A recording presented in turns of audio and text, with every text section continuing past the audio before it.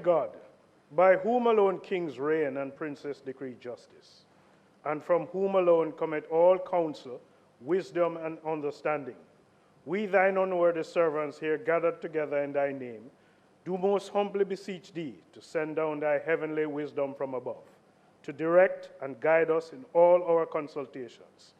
And grant that, we having thy fear always before our eyes, and laying aside all private interests, prejudices, and partial affections, the result of all our counsels may be to the glory of thy blessed name, the maintenance of true religion and justice, the safety, honor, and happiness of the king, the public weal, peace and tranquility of the island, and the uniting and knitting together of the hearts of all persons and estates within the same, in true Christian love and charity, one towards another, through Jesus Christ our Lord.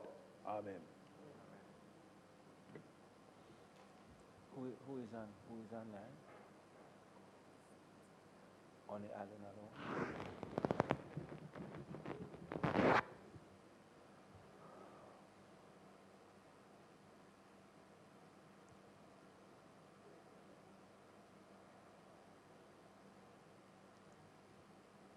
Be seated, please.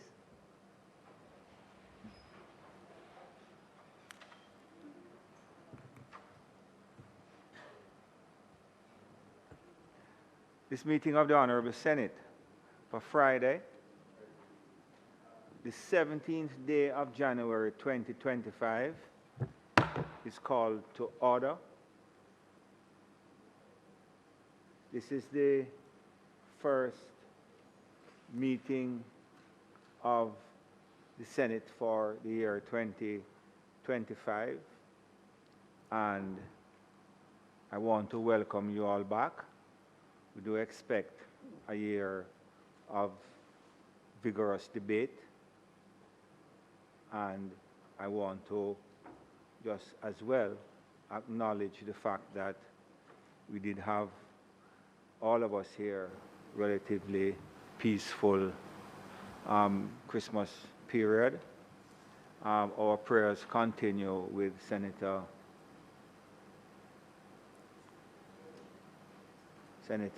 Don Webby, who continues with his particular trials, and he's always in our thoughts and prayers. Senator Allen is online, and I ask permission for us to join this meeting online. Those in favor? Against? And of course, welcome back to the clerk and her staff. We have a number of visitors today from various areas of industry, and of course the constituencies of Senator Gabriela Morris, friends and family of Dr. Saphire Longmore, including her young son. One son is here, or two? One is here. So welcome to you all. It's always a pleasure to see you, members of the community, visiting with us. We have two members of our Senate. Senator Morris, Gabriela Morris, celebrated her birthday on Tuesday, and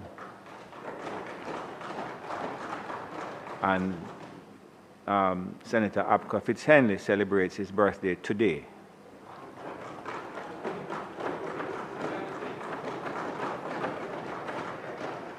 And I think he pointed out to me that he shares the birthday with Muhammad Ali. Is that correct? Senator Fitzhenley? You change.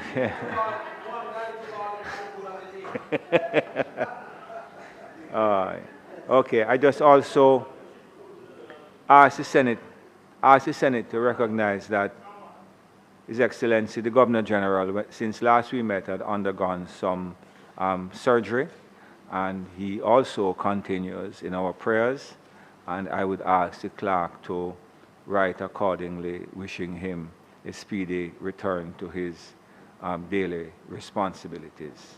And just before we continue, prior to going to our recess for the Christmas, a letter was delivered to the Parliament.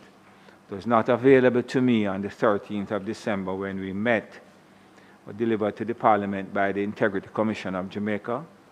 The bottom line is that the Integrity Commission is offering, let me just read the relevant section.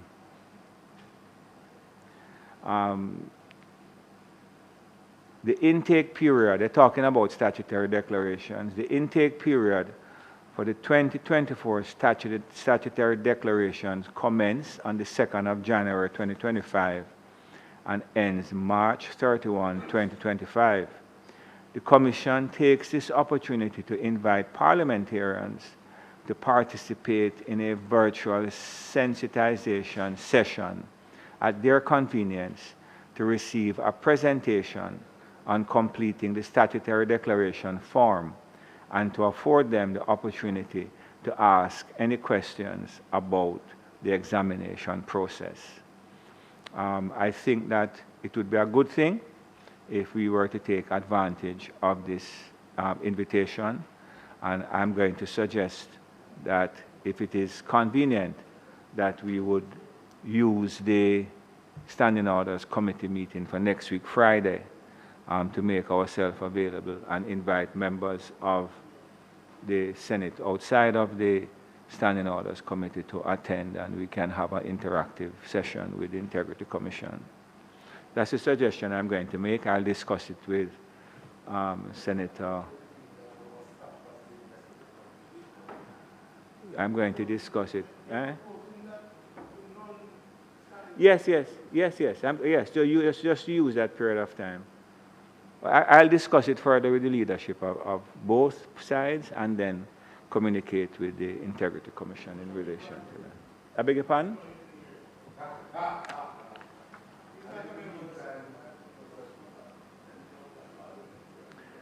Statements by ministers. Announcements. Laid on the table of the Senate are the following. Annual report of the National Council on Education for the financial year 2016-2017. Annual report of the Jamaica Library Service for the financial year 2011-2012. Annual report of the Early Childhood Commission for the financial years 2013-2014, 2014-2015, and 2016-2017. Annual report of the Maritime Authority of Jamaica for the financial year 2020-2021. Annual report of the Auditor General's Department for the financial year 2023-2024. Auditor General's Department Performance Audit Report, Managing Government Social Benefit Program. Annual report of the Tourism Enhancement Fund for the financial year 2023-2024. Report of the Integrity Commission Oversight Committee on its deliberations on the reports of the Integrity Commission. The Financial Administration and Audit, Authorization to Purchase Shares, Inter-American Investment Corporation Resolution 2024, Jamaica's subscription to available shares under the Inter-American Investment Corporation, second general capital increase under the Financial Administration and Audit Act. Annual report and audited financial statements of the Rural Agricultural Development Authority for the year ended March 31, 2020, and its related ministry paper numbered 1/2025. Annual report and audited financial statements of the SCJ Holdings Limited for the financial year 2018-2019, and its related ministry paper numbered 2/2025. Annual report and audited financial statements of the Coconut Industry Board for the year ended December 31, 2021, and its related ministry paper numbered 3/2025. Annual report and audited financial statements of the Sugar Industry Authority for the year ended October 31, 2019, and its related ministry paper numbered 4/2025. Annual report and audited financial statements of the National Irrigation Commission for the year ended March 31, 2023, and its related ministry paper numbered 5/2025.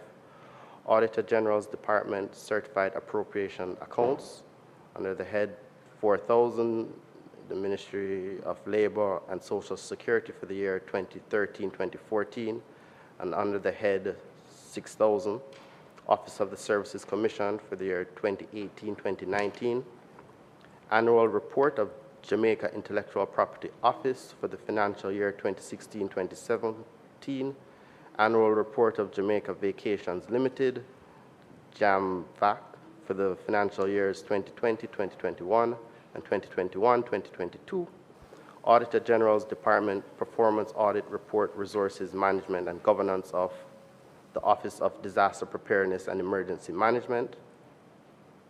Under the Law Reform Zones of Special Operations, Special Security and Community Development Measures Act 2017, the Law Reform Zone of Special Operations, Special Security and Community Development Measures, extension of period of operation number 2, Order 2024, and the respective resolutions in respect of the Greenwich Town Zone, the Parade Garden Zone, the Savannah Lamar Zone, the August Town Zone, the Mount Salem Community and Environs in the Parish of St. James Zone, the Denham Town Community Zone, the Norwood Community in the Parish of St. James Zone, Ministry Papers numbered 83 of 89 of 2024, entitled The Law Reform Zone of Special Operations, Special Security and Community Development Measures, Social Intervention Updates, June 26, 2024 to November 28, 2024, dated November 28, 2024, in respect of the Greenwich Town Zone, the Parade Garden Zone, the Savannah Lamar Community Zone, the August Town Community Zone, the Mount Salem Community Zone, the Denham Town Community Zone, the Norwood Community Zone, respectively. Report of the Regulations Committee of the Senate on its deliberations on the National Housing Trust, Housing Benefits, Shrewsbury Phase 2, Housing Development Order 2024. Report of the Regulations Committee of the Senate on its deliberations on the National Housing Trust, Housing Benefits, Special Selection, Catherine Estates Housing Development, Batch 2, Order 2024. Report of the Regulations Committee of the Senate on its deliberations on the National Housing Trust, Housing Benefits, Special Selection, Savannah Park Housing Development Order 2024. Thank you very much. Bills brought from the Honorable House of Representatives.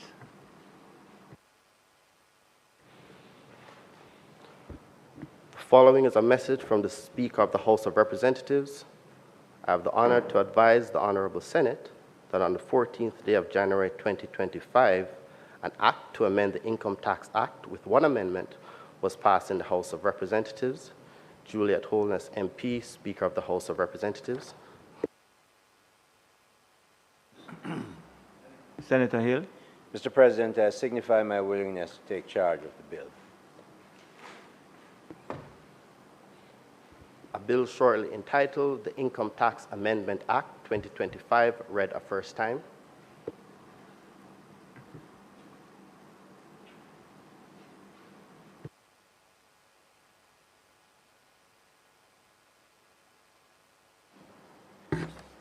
Mr. President, I beg to give notice of the second reading of the bill. The following is a further message from the Speaker of the House of Representatives. I have the honor to advise the Honorable Senate that on the 14th day of January 2025, the following bills were passed in the House of Representatives: an act to amend the Wildlife Protection Act with 2 amendments, an act to amend the Natural Resources Conservation Authority Act with 2 amendments. Julius Holness, MP, Speaker of the House of Representatives. Mr. President, I signify my willingness to take charge of the bills. A bill shortly entitled the Wildlife Protection Amendment Act 2025, read a first time, and a bill shortly entitled the Natural Resources Conservation Authority Amendment Act 2025, read a first time. Mr. President, I beg to give notice of second reading of the bill. Thank you, Minister. Petitions, papers, reports from committees.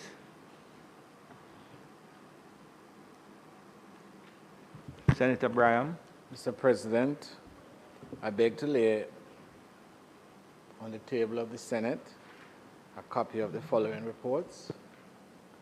Report of the Regulations Committee of the Senate on its deliberations on the National Housing Trust Housing Benefits Shrewsbury Phase 2 Housing Development Order 2024. Report of the Regulations Committee of the Senate on its deliberations on the National Housing Trust Housing Benefits Special Selection Catherine Estates Housing Development Batch 2 Order 2024. Report of the Regulations Committee of the Senate on its deliberations on the National Housing Trust Housing Benefits Special Selection Savannah Park Housing Development Order 2024. Thank you, Senator Bram. Notices of motions given orally. Mr. President, I beg to give notice that at the next meeting of the Senate, I'll move the following motion.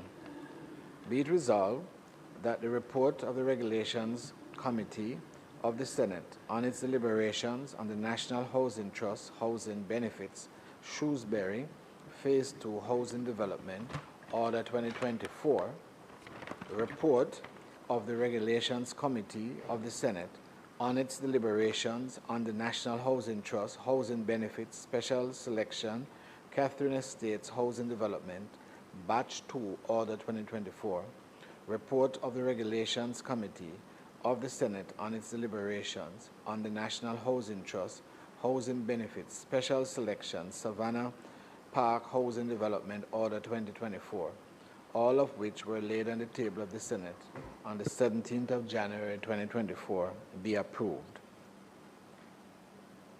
Mr. President, I beg to give further notice that at a later stage today, I will move for the suspension of the standing orders to enable me to take this motion. Thank you, Senator Graham. Questions and answers to questions? Motions that may be made at the commencement of public business requiring notice. Motions relating to the sitting of the Senate. Motions for leave to introduce bills. The presentation of bills without the leave of the Senate first obtained. Public business. Minister. Thank you, Mr. President. Mr. President, allow me to start by also greeting everyone for the new year and wishing not only all members of the Senate and our guests today happy, healthy, productive and peaceful 2025, but of course our parliamentary staff and all the teams that support the parliamentary staff in the conduct of the affairs of this chamber. Mr. President, today it is intended to proceed first with the motion of which notice was given earlier by Senator Braham, and then to proceed with the State of the Nation debate. It is intended to start with Senator Saphire Longmore, Dr. Longmore, and to proceed thereafter with Senator Gabriela Morris. Thank you. Before you get there, I think Senator Scott Motley, I recognize you from a seat of your own. You wanted to respond to the New Year greetings. Thank you for your generosity, President. Of course, I would like to also wish my colleagues on the other side Happy New Year, as I've already done so this side. But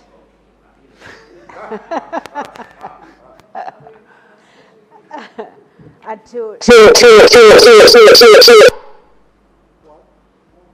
I think that was applause for me. What was that? I noticed there's no signal on the, I think there was just a technical.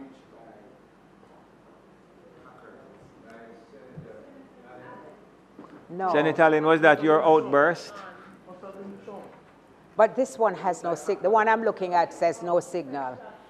Yeah, sorry about that. But I would just like to convey to the staff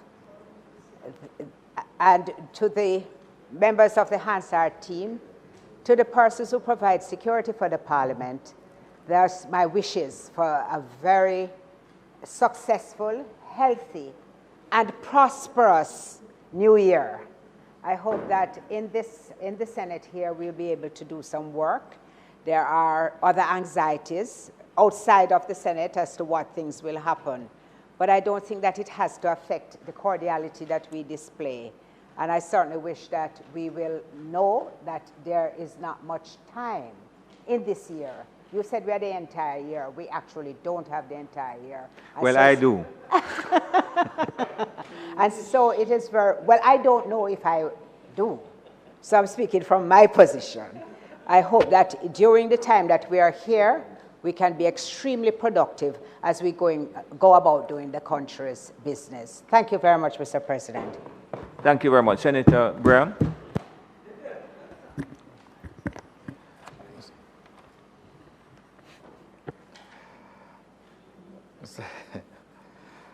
Mr. President, I now move for the suspension of standing orders to enable me to take the motion, notice of which I gave earlier.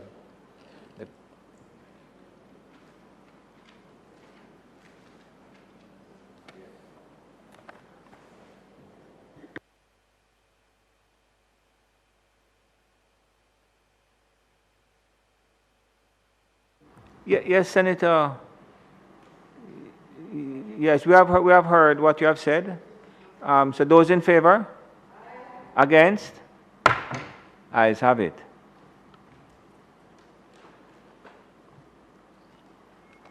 Mr. President, That's okay. it is not unusual for these motions to be brought to the Senate for a very important part of the work of the NHT, which effectively designates particular areas or units in development for a certain category of persons that are listed.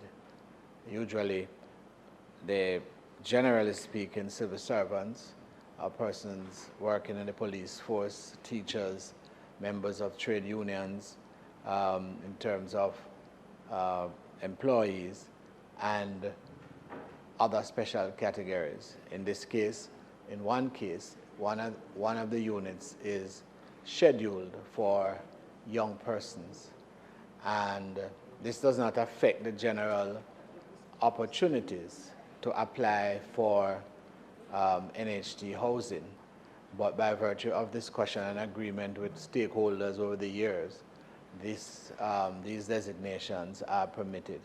And so these three today falls within the same category and the useful purpose. And based upon that, I'm commending the motion to the Senate for approval, and I so move today that the motion be approved.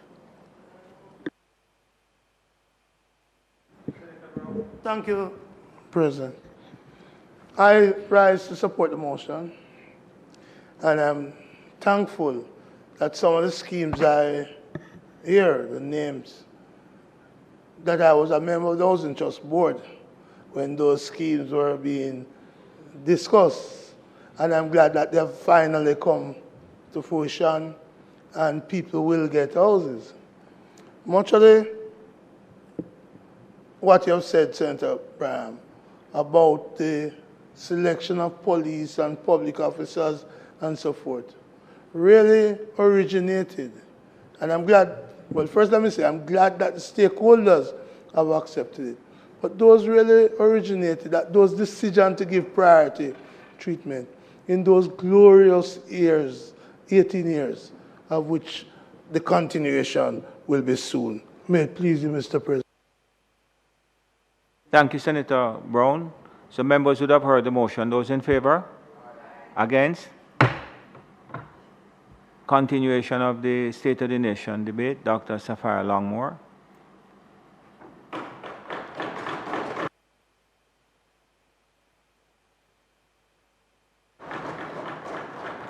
Senator Gale.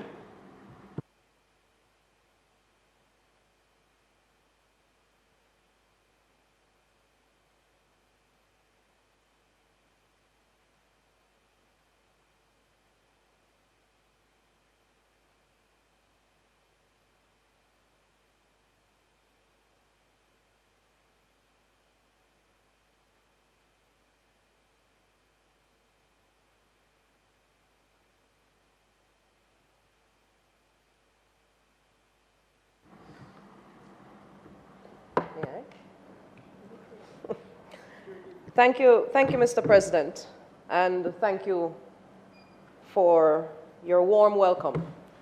I also take the opportunity to wish the House and persons in attendance, my colleagues, and Jamaica at large, a very happy New Year and the beginning of this, a very critical year in Jamaica's history, I think.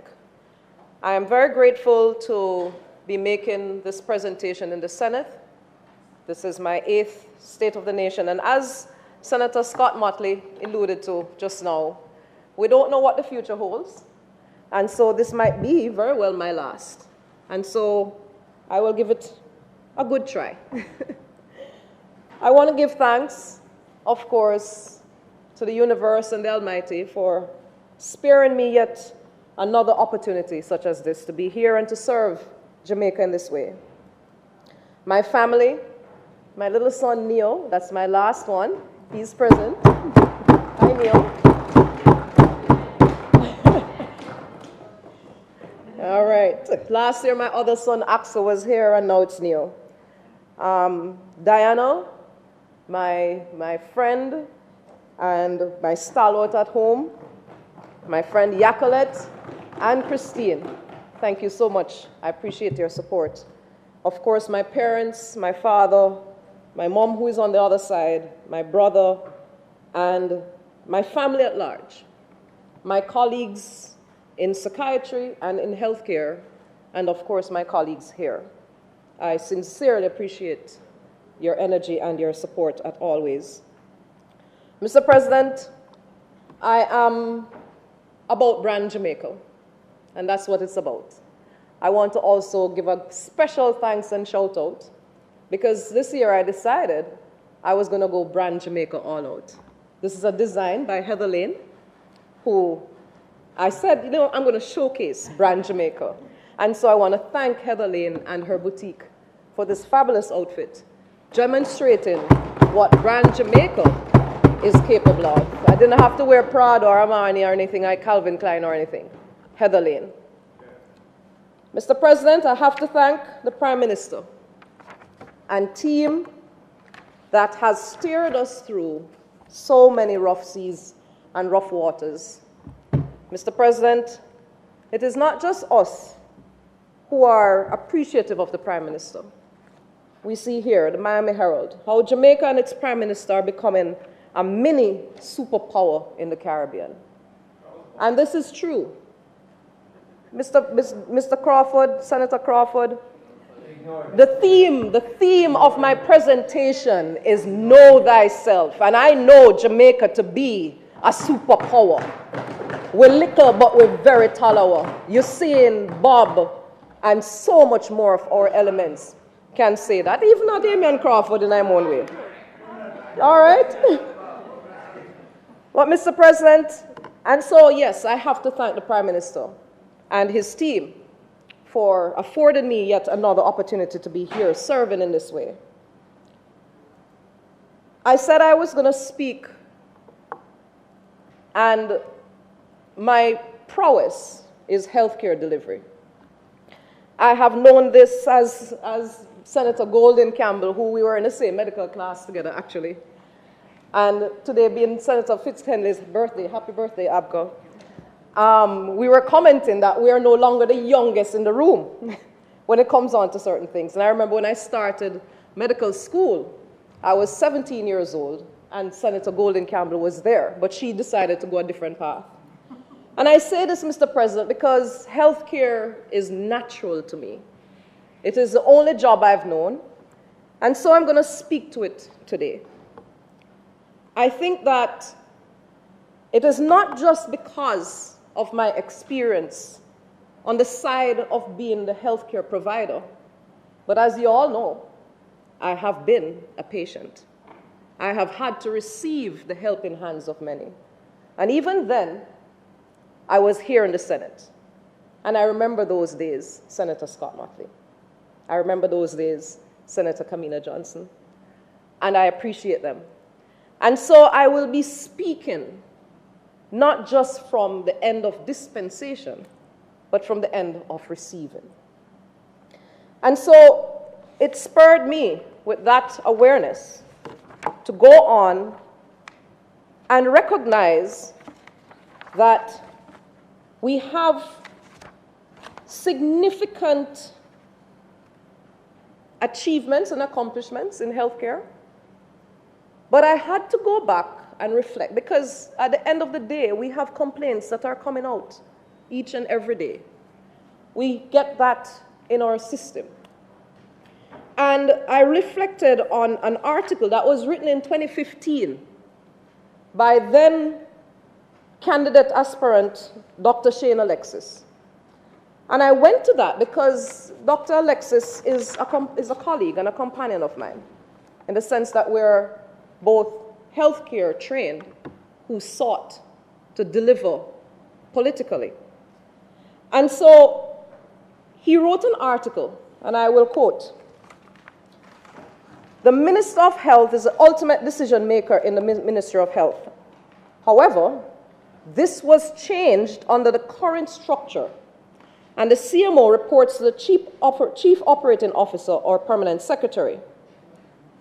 Mr. President, he goes on to say that the role of the PS should be to ensure that the technical team's policies are supported administratively, financially, and operationally.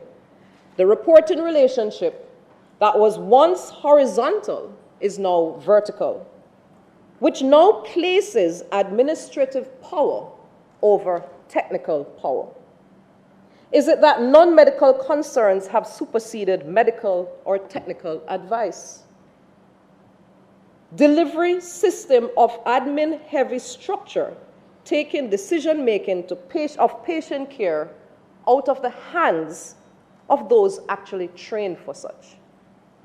And Mr. President, I say this because what I am recognizing, having practiced medicine for almost, and I'm going to age myself, but almost 30 years, yes, because don't do the math. I am recognizing, and this is not just in Jamaica, one of the issues when we seek to know ourselves is that we need to know the population that we serve. And we have a tendency of adapting mechanisms of delivery of service that works in other jurisdictions that have a different population, that have a different structure, that has different resources. And so I remember when healthcare used to be the doctor with them shingle hang up, and you go in and you select your doctor, etc. I'm not saying that that is what we must go back to. But Mr. President, I want us to recognize that when it comes on to some of our very technical sectors, healthcare, education, agriculture, finance, the best finance minister that Jamaica has seen is somebody trained in finance. Essentially, the person, the technocrat who knows the business, knows how to manage the business efficiently and effectively. And we have an issue where sometimes when we see a problem out in the community, we have to wait for the technocrats to relate to the administration what the issues are, backed by reports, etc., etc. The technocrats know because we're trained in it.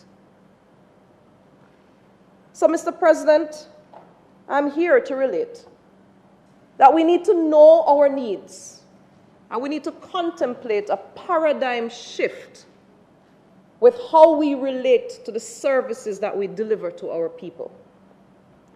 And one of that consideration, Mr. President, and I know in healthcare, that the best administrator is a person who is trained in healthcare, who is then trained in management and administration. And it is not impossible. And I want us to consider who usually has that experience. That experience comes from, that's not where I'm going, Senator Brown. My purpose is to help Jamaica, not myself.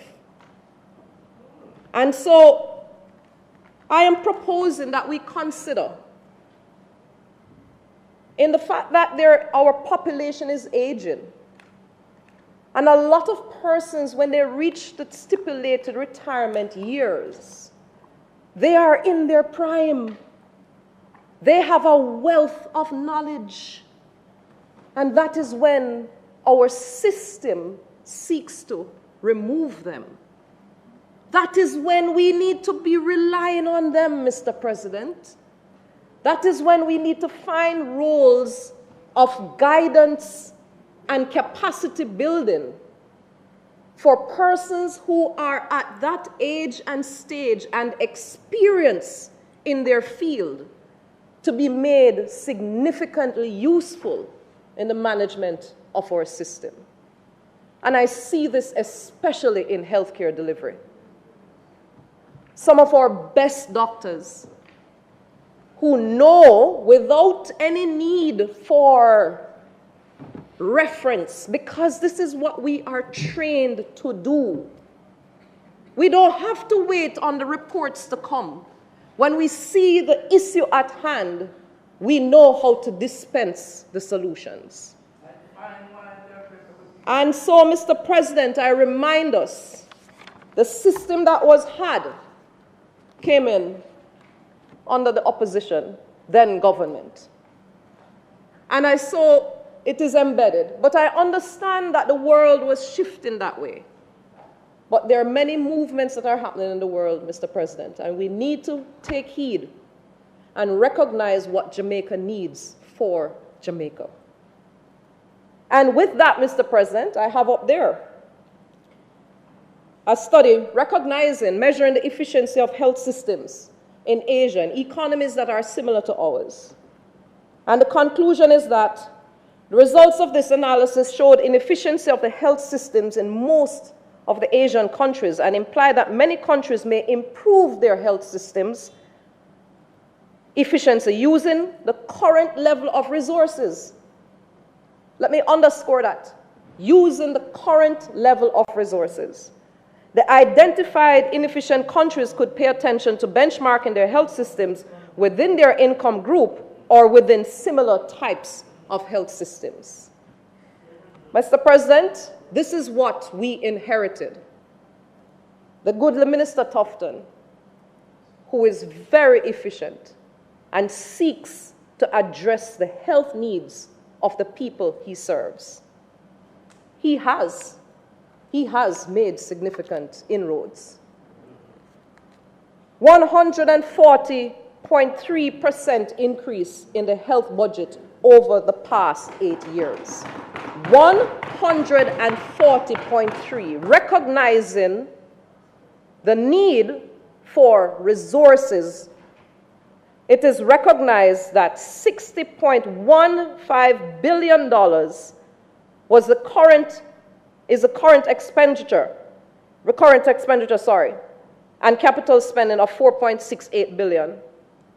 Mr. President, we have seen an increase in the cadre of workers from 2,089 now in establishment. In addition, 4,741 nurses and 2,210 community health aid. Major increases over 2016, Mr. President. At the time, so we are now at 2,089 doctors. 2016 was 1,500. We were at 4,000, we're now at 4,741 nurses. In 2016, it was 4,669. Community health aides, we are at 2,210. In 2016, it was 893. Mr. President, health center upgrades, $570 million has been allocated to upgrade 45 health centers across Jamaica. UWI has had significant input, seeking to ensure that it remains the premier Caribbean and regional equipment, regional diagnostic facility that it is, and curative. New diagnostic equipment includes the UA nuclear SPECT, which is one of them very mega spectrometer machines that helps with diagnosis, isotope ultrasound interventional suite, MRI, 1.5 digital mammogram, CT gamma camera for nuclear medicine, CT scanners, surgical navigation system in the brain lab, echocardiograms, surgical microscope, and digital X-ray systems.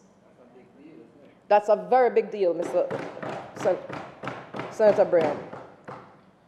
We have moved to have health information systems in place, modernizing for access of our people, and can I find the docket? 104 health facilities that are part-managed network service contracted with Cable and Wireless, which is now Flow, I think.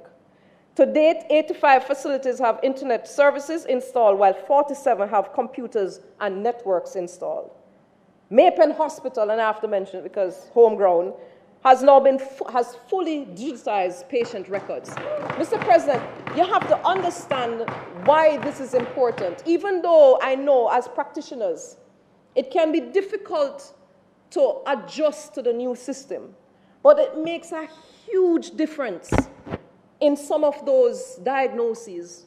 When you can't find the patient docket, when you can't find the lab results, and at the click of a button, you're now able to do so.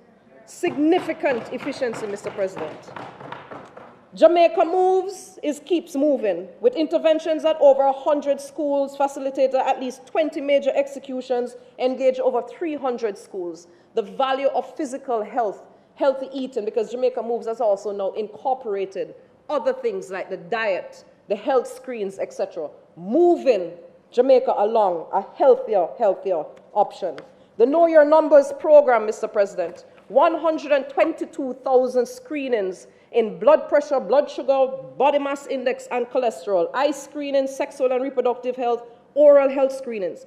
Mr. President, most of the Jamaicans who were screened for these conditions did not even realize that they had health debilitating situations. And so they were then sent on to private or public facilities for the resolution of these. Second Chance Smiles, Mr. President, over 2,000 Jamaicans with new dentures. We can smile about it. Mr. President, we might underestimate the value of a smile, but it goes a far way, especially in our young people who essentially, they themselves don't, it is so limiting at times. And what the difference that a smile can make. It's the self-esteem, Mr. President. They will target 8,000 this year at a value of over $60 million, Mr. President. You don't know how that little effect can magnify in that individual's life. The New Limb, New Life program, Mr. President, 58 Jamaicans benefited from lower limb prosthesis at a cost of $24 million. You know, we have to give thanks for the things that we can do. All of us in here are mobile on our own. Senator Morris, Professor Morris, you can attest to this, the difference that a prosthetic limb can make to an individual. And we have 58 of such persons benefiting $24 million, Mr. President. Code Care program was intended to clear the backlog of surgeries back in COVID. To date, 1,588 surgeries have been corrected. Hernias, hysterectomy, prostate, cataracts, pterygiums, 79% of those cases, Mr. President, were waiting over a year. Code Care. And what I like about this is that there was a partnership with private practitioners to also clear that backlog. So it is dually beneficial. Support for cervical cancer and other screenings, Mr. President. all Jamaican female residents who are 21 years and over will receive a subsidy to help cover the cost of a pap smear. I don't know how many of us know that. All Jamaican females over 21. This subsidy is to be offered at $1,300 per test in keeping with the screening guidelines. Currently, sir, it was $0 before subsidy. It is now $1,300 subsidy. The NHF, Mr. President, also, yes, it varies, as I said, as per screening guidelines. The NHF also now subsidizes for the PSA tests to all male NHF card holders over 40 years old. $1,600 for a PSA test each year. So it's not just a one-off thing, because you're supposed to have that screening every year. $1,600 per year subsidized. And that is now expanded to all male residents over 40 years. So it's not just the NHF card holders. Excuse me. The Jamaica Eye Care Program, 570 cataract surgeries, 352 pterygium, 899 laser surgeries for diabetic retinopathy, 81 laser surgeries for cataract, and 6 surgeries for glaucoma. Mr. President. Our health centers, as I mentioned before, Mr. President, work in progress currently.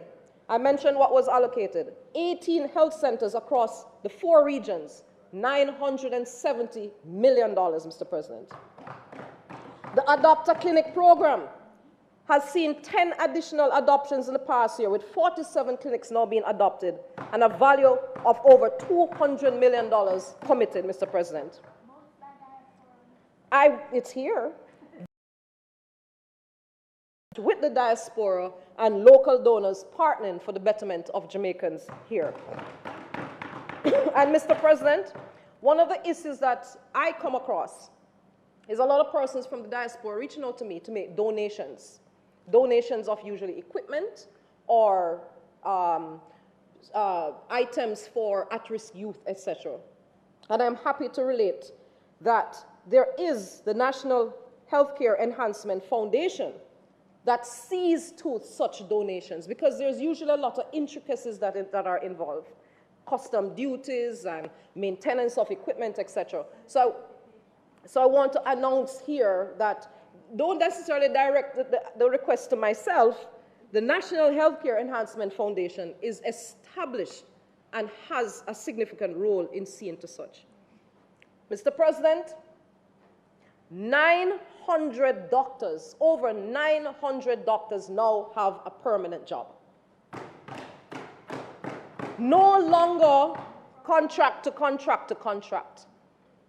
This is significant, Mr. President, in terms of job security and ensuring our skilled, highly skilled workers remain with us. Over 900. Mr. President, I have up there the recipients of the Barwint Memorial Scholarship, Mr. President. Over $2.5 billion over 5 years is being spent to educate our own Jamaicans in fields that are critical to the care of our people. Nursing, medicine, public health, medical technology, epidemiology, health records management, hospital healthcare management, information systems for health, pharmacy, dentistry, and health economics. Like I said, Mr. President, this is a push towards enabling persons who are technically trained to see to administration. It will see to efficiency and effectiveness in the delivery of our services. How many is it? 2.5 billion over 5 years. I think it is over 200 recipients. Isn't it closer to 700? 700. I'm trying to be modest. Yes. Okay, so you want to say 3. 1 column times 200 times 200 over 600, 3. Mr. President, I now move to my field, mental health. And, you know, I have come in here, and everybody knows me for my advocacy in mental health. Excuse me?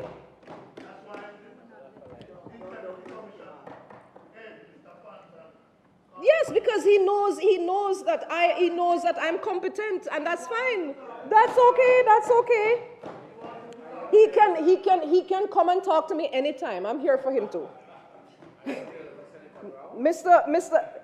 You know, I will always have a hug for Senator Brown. Mr. President, the truth of the matter is mental health care has always been that forgotten child in healthcare. And like I said, I'm here speaking truths. The fact of the matter is we have a significant disconnect with the needs and the resources. But separate from that, there is a significant issue around the acceptance of mental health care. A significant part of the mental health budget for Jamaica goes to the Bellevue Hospital. And what is happening there? Almost, it was at one time over 3,000 patients. Now, it is just over 700. The significant majority of which are persons who are abandoned by their families. This is the truth of what we're dealing with. It is not a matter of a lack of will, but the fact is that we're dealing with a situation where it can be costly to care. The consequences can be significant in terms of if someone is not healthy, the damage that can be done is significant. And so persons also don't understand it, and so they shy away from it. The truth of the matter is, Mr. President, when you have a Capri report in 2021 relating that only 8% of the mental health needs of children are being met, you are going to have consequences down the road. That is the truth.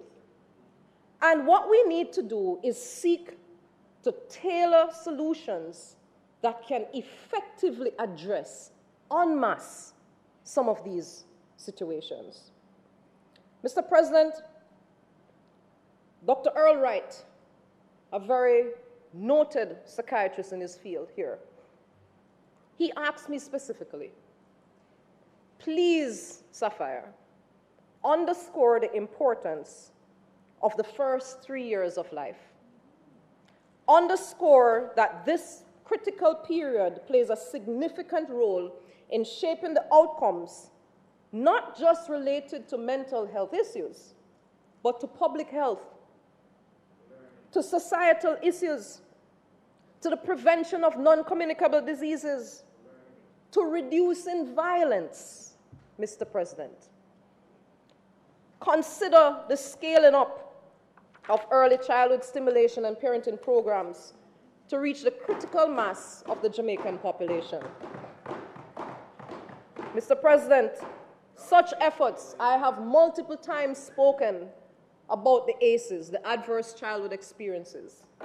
And I will also relate, Mr. President, one positive influence in a child who has the consequences of the ACEs deal with it, whatever trauma, one positive influence. That one positive influence can be the state, can turn around that child's life, Mr. President. Senator Brown, why are you taking my picture?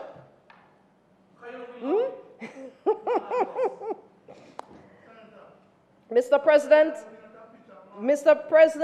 you're going to get some other pictures soon. Mr. President, I had forgotten to bring up this picture here.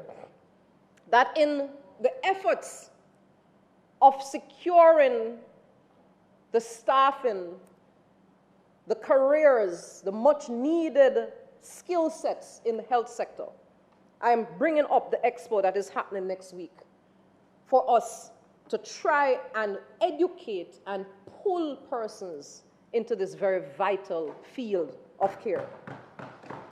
One of the issues why that Capri report has, one of the issues, is that an alarm? Oh, already? Yeah. The speaker's time has expired.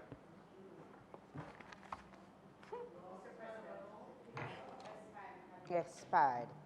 May I ask that it be extended to allow her to complete her presentation? Question is to allow the speaker to continue with sufficient time. Those in favor? Aye. Those against? The ayes have it. Proceed, Senator. Thank you, Mr. President. Thank you, colleagues.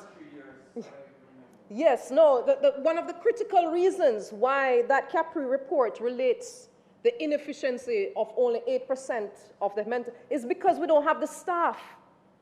We don't have the personnel for the need that is out there. So that is one of the responses to address that need. Mr. President, that is the early childhood situation. I want to bring us now to the other age group that we have concerns about, our teenagers. Mr. President, yes, I have a preteen there.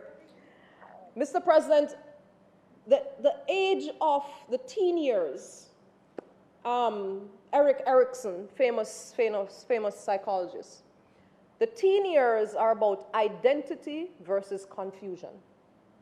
It is when a child is seeking to know who they are.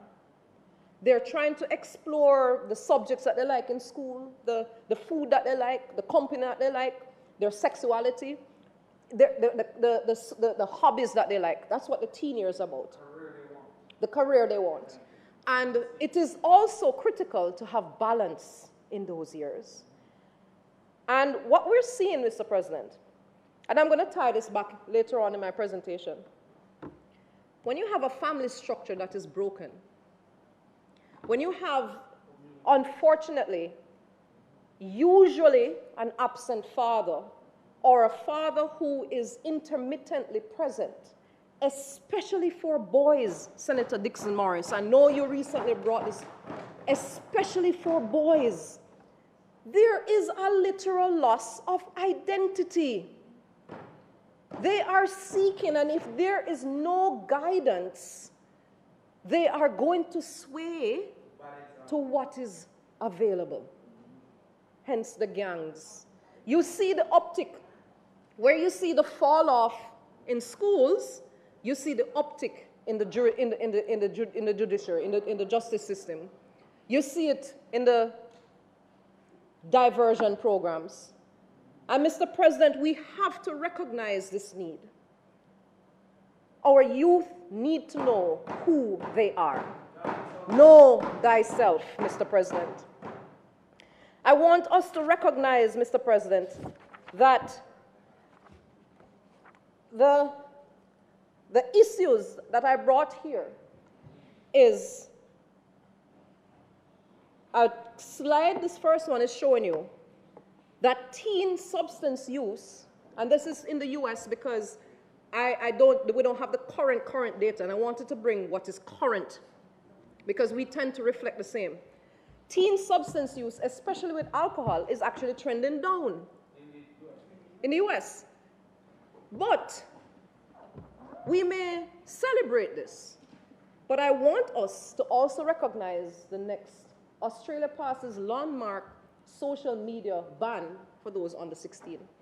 I'm not saying that we must adapt, but I want us to recognize that one of the reasons the kids are not drinking or using substances as much is because they're not socializing as much. They are actually being asocial because of the consumption online. And there's a lot of kids out there who are actually quite lonely. Actually quite lonely. That's one of the reasons Australia banned. And I'm not saying that we must consider these extremes, but we must find a balance. And what I'm saying to us is that we must also remember as parents to guide our children in the virtual space. Provide the guidelines for your child in that virtual space because it can be dangerous for them. We have had suicides.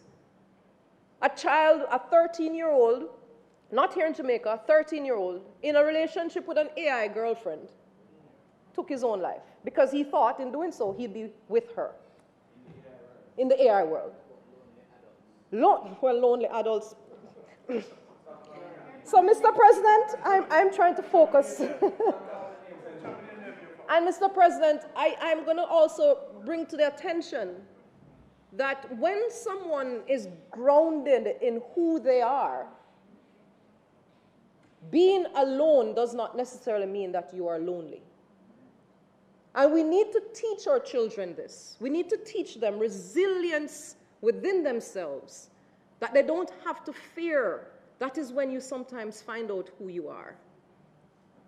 And so, Mr. President, I think that there needs to be that paradigm shift with respect to our children and how we see them in our society. We need to move from a place of punishment orientation to protection orientation. Recently, and you know, I speak on these, Senator Dixon Morris, because it is my charge as a psychiatrist. The fact of the matter is, when we see our children being turned out from school because of their hairstyle, because of their uniform, let us move away from this, please. The priority is the education of the child. The priority is giving this child a chance to perhaps recognize why that choice was not the right one. But putting them or marginalizing them is not the way to do it. Now, Mr. President, I have on the monitor an article that came out. Senator wants mandatory death penalty for child killers, and I need to take this opportunity to clarify my position here. Mr. President, you know, I honestly, it's hard for me to even speak about Daniel Rowe. It really is. And my position is not based on the fact that I'm not cognizant of the laws of our land. My position is based on the fact that I want meted out to child murderers the most severe punishment we have on our books. The most severe punishment we have on our books. Me no know what needs to happen, but if somebody murders a child, especially in the premeditated way that was, they should not even be considering that they have the chance of seeing sunlight again. We don't enforce, thank you, my friend Christine. We don't enforce the death penalty, I know. But it is still on our books, so make we use it to get the message across. Leave our children alone. Allow them the chance to become the Jamaican citizen that is capable of changing the world. We have had so many examples of this. And Mr. President, you know what also gets me with that case? It brings to awareness that the person who murdered Daniel in such heinous ways is more guaranteed mental health care and other health care than the parents of Daniel. The system is structured where her classmates will probably be living with this trauma for the rest of their lives. Her schoolmates, the security guard, us who watch, stand by and watch. The system is oriented that the murderer is more guaranteed care than those who are directly affected by this situation. We need some paradigm shifts, Mr. President. Mr. President, one of the other, and so yes, I needed to clarify that my position is not because of my ignorance of capital versus non-capital murder, or of death penalty not being gender specific, etc. In my mind, man, woman, you kill a child, you get the death penalty. Even if we're not enforcing it, it will. You notice our reaction to hearing the death penalty? We know it's serious. That's what we need to do to these people out there.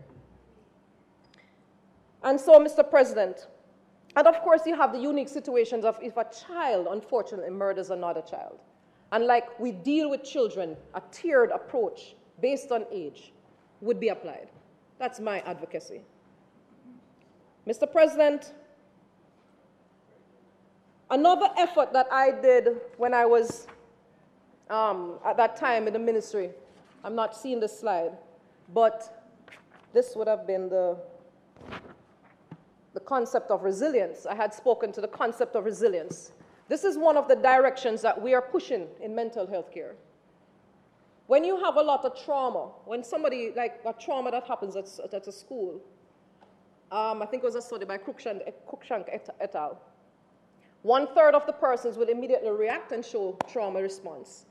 1/3 in about 6 months, it will come, and then another third will probably not be affected at all. One person out of every 10, one person will probably grow from that trauma. Resiliency factors.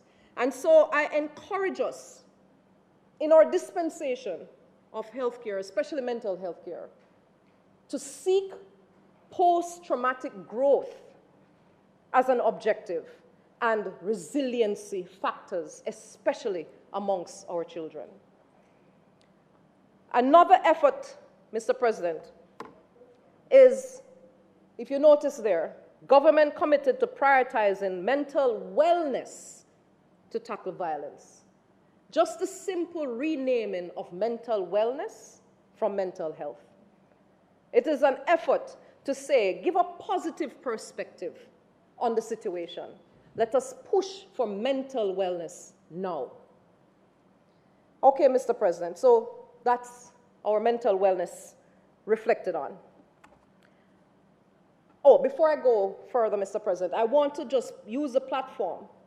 One of the significant challenges in direct mental health care is the availability of medications. This is kind of a fallout coming out of COVID. And I just want to use this opportunity to say to persons who are caring for individuals with a mental health condition, please don't wait until the medication runs out. The consequences of someone relapsing is significantly more severe if the person is out of medications and goes on. You may think they're well. No. Touch base with a health center, touch base with a doctor, find out. There can be a substitute that is given. We recognize the situation, but please, if we have persons who are responsive and caring for the individual, the consequences can be significantly less. Mr. President, I will now move to another aspect of healthcare that we sometimes often don't recognize as such. But more and more, I think we're recognizing that food is our medicine.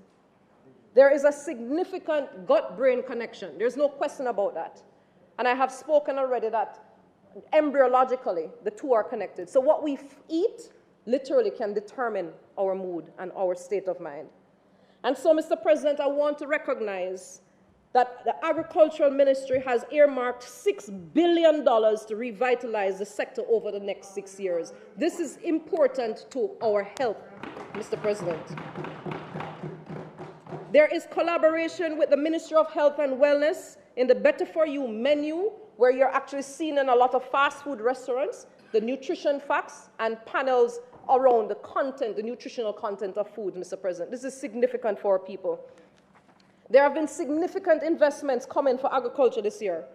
Close to $1 billion has been allocated to establish a cold storage facility.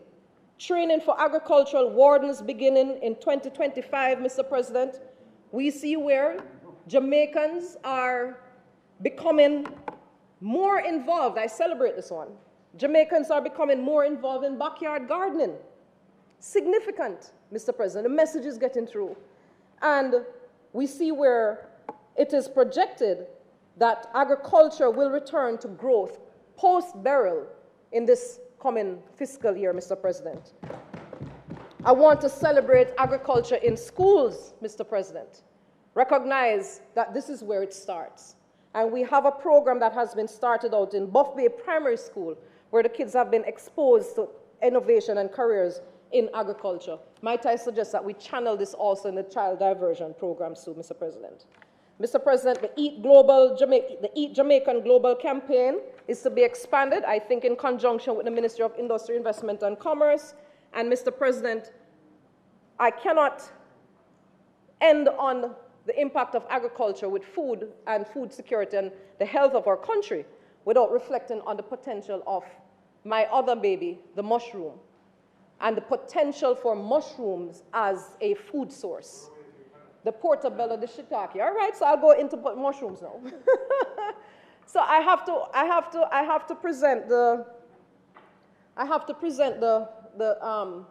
can I skip this? Okay, I have to present on what is happening in the mushroom space. And I know that there are many people who are wondering. So we have the first article of harvesting the psychedelic renaissance. It is recognized. With Jamaica didn't find gold yet or oil yet, but we have the magic mushroom. The economic potential is huge. Separate apart from that, the impact on trauma and depression and suicide, and especially substance use treatment, is significantly high. This is established. We see where the mushroom concerns, the health ministry issued concerns. We also see another press release coming out from the Psychiatric Association, my own colleagues, expressing caution at the open marketing of the magic mushroom. And the last press release I will share is that from the Jamaica Psilocybin Technical Committee, of which I share, where we basically indicate our commitment to the safe mushroom industry.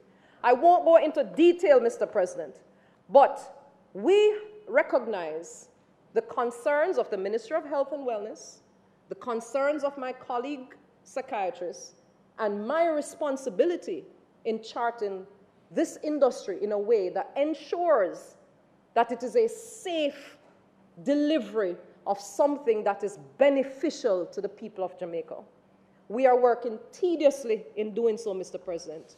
Stakeholders from all across the industry are involved.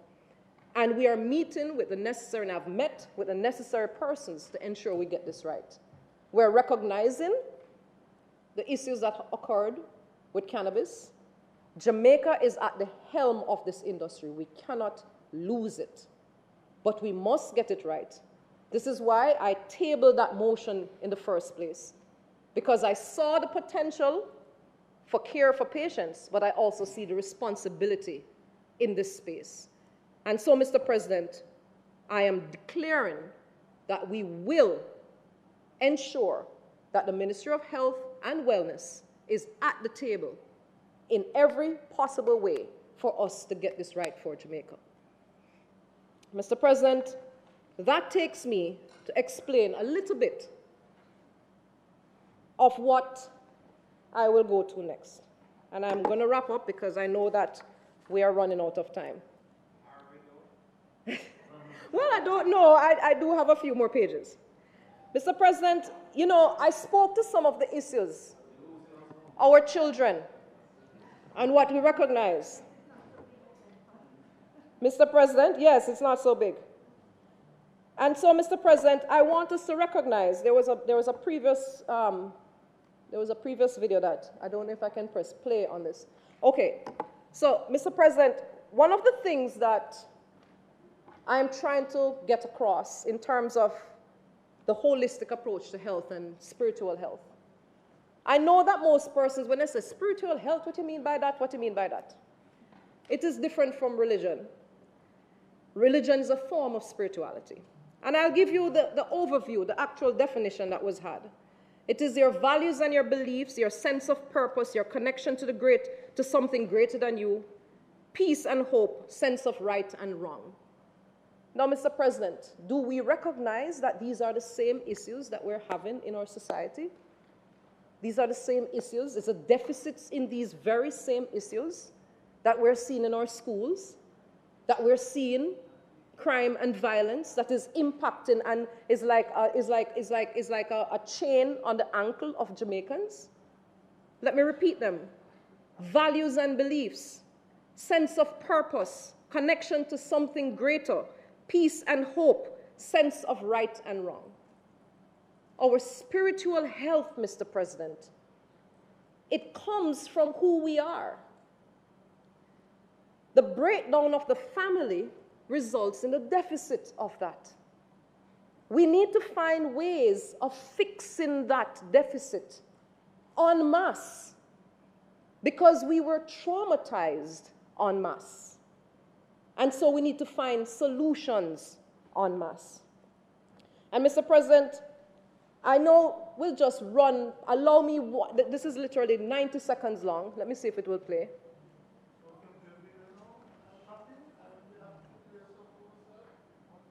I don't know what's happening here. I've lost. The law is working. All right. Well, we'll just go to the next one then. All right, we'll go to the next one. You're interested in the video? Can we press play? All right. I want to show you. Can we, volume please?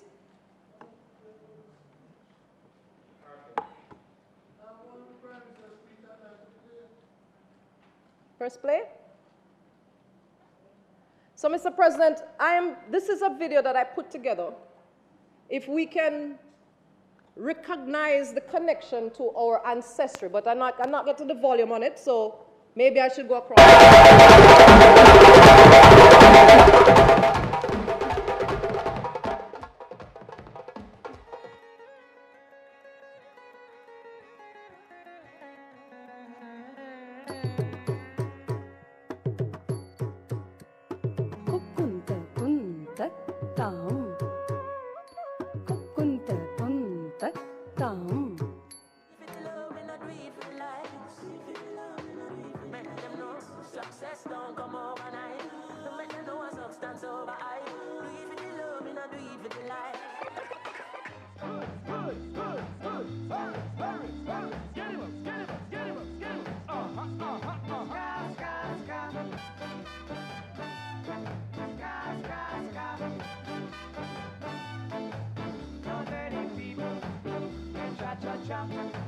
Not everybody can do the whistle, but everybody can do the ska. It's a new dance you can't resist.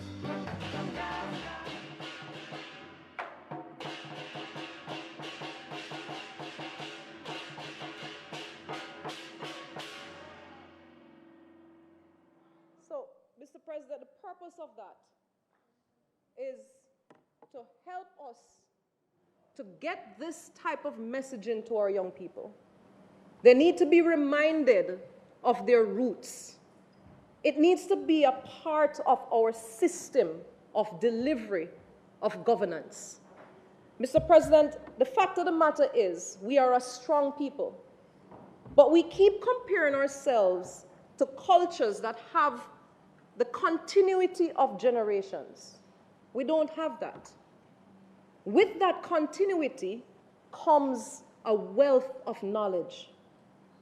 And when I say that we need to have that level of mass engagement, that level of mass therapy, this is one of the avenues, Mr. President, of instilling our people, of reminding our children. I don't know how many of our children knows the name of their grandfather, much less the name of their great-grandfather.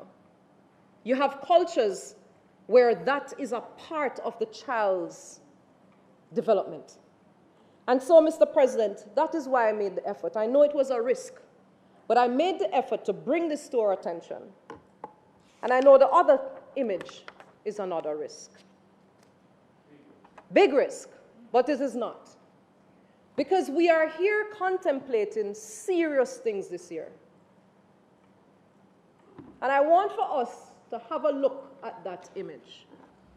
Now, Mr. President, I am not here to critique, to say, talk about the mockery that was made. I'm not here to say that, look at the fact, this is not a color, skin color thing, no. Out of many, we are one people. But Mr. President, for me, it is the decision-making process of someone who is seeking the leadership of this country. My son is there. And when I was preparing this slide, I did not want him to see this because I introduced it to him. I introduced it to him in the right way because in my mind, the leader of the longest black democracy in Jamaica, in the world, should not have the possibility of that image being found. The possibility, whatever made him make that decision to do that, it causes me to question his capacity to make decisions as a leader. I am not talking about skin color. I'm not talking about the fact that he was playing a skit to remove the shackles of the God. No. This is the image that is embedded, that is there now for the world, for every generation. Can you imagine this now? We are going fully into being a republic. And this would be, or the possibility thereof, and this would be the image that we would have of our Prime Minister? No, no. That is not what I'm arguing, Senator Brown. My argument is the decision-making capacity of someone who already is established to have possible dual allegiancy, who is not clearly committed to Jamaica. Mr. President, in knowing ourselves, we must know who we have at the helm of leadership. And I want each and every one of you over there to look at that. And without any form of explanation, relate to your children that that is your leader? No. What is wrong with it?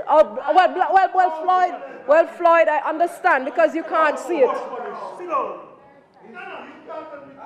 And so, Mr. President, I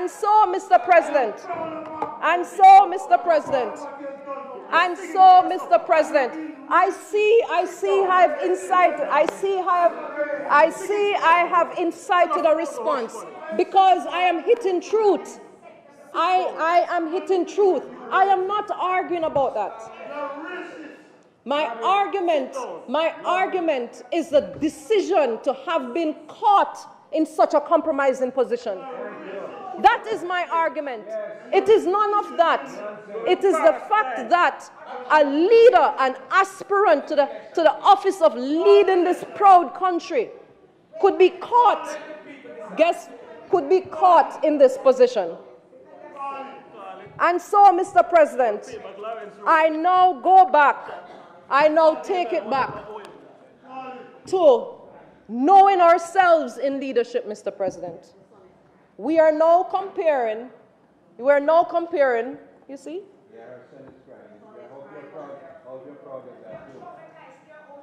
No, darling, no, that is the truth. That is exactly what I'm speaking about. It's okay, Neo. It's okay. Take him outside. Senator Longmore. Yes. Continue. It's okay. Christine. It's okay, Neo. He's good. Okay. And so, Mr. President, I go now. I'm going to continue, Neo. I'm going to continue with what leadership is. Neo, go, darling, go. No, it is good. It is good.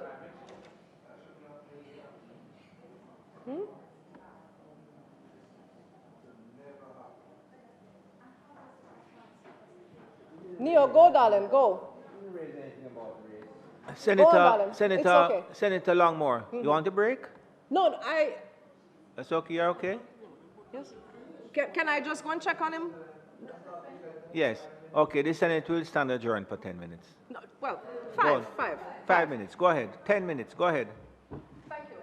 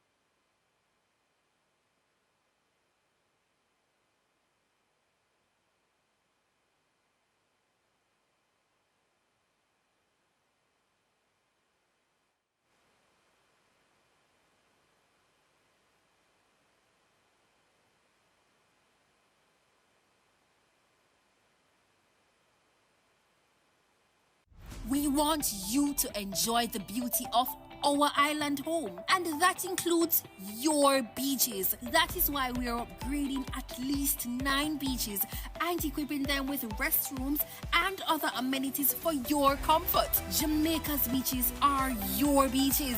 Your government cares about your recreational environment. Good things are happening in Jamaica. Our unemployment remains the lowest it has ever been, which means more Jamaicans are working and can provide for themselves and their families. Your government is building Jamaica. Join the conversation focusing on Jamaica.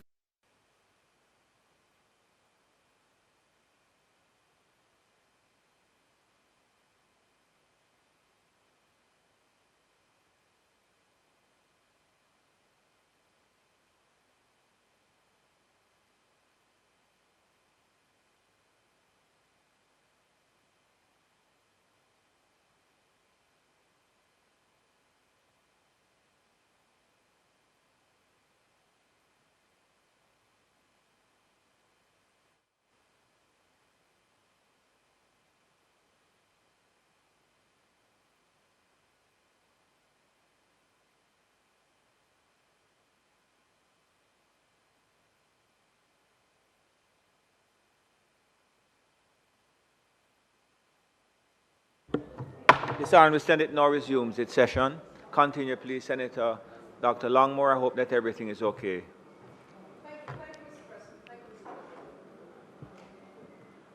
Thank you, Mr. President. And my son is on his way home. The issue wasn't the content of my presentation, because like I said, I had explained the images to him. It is because it is a long morning for him, and it is usually you would have had a break and so forth at school and so forth already. So it's the length of the process. Yes, so it is not the content, it is the length of my presentation, or the length of time that he's been in chamber. And so thank you, Senator Golden Campbell, and Senator Dixon Morris, Senator Sophia Fraser-Binns, and Senator Damon Crawford, who came to my assistance directly. Thank you, I appreciate it. And so, Mr. President, as we go, the reason that I brought that to their attention is the fact that we're contemplating leadership. And in that contemplation of leadership, Mr. President, where have we been and what have we seen of our leadership?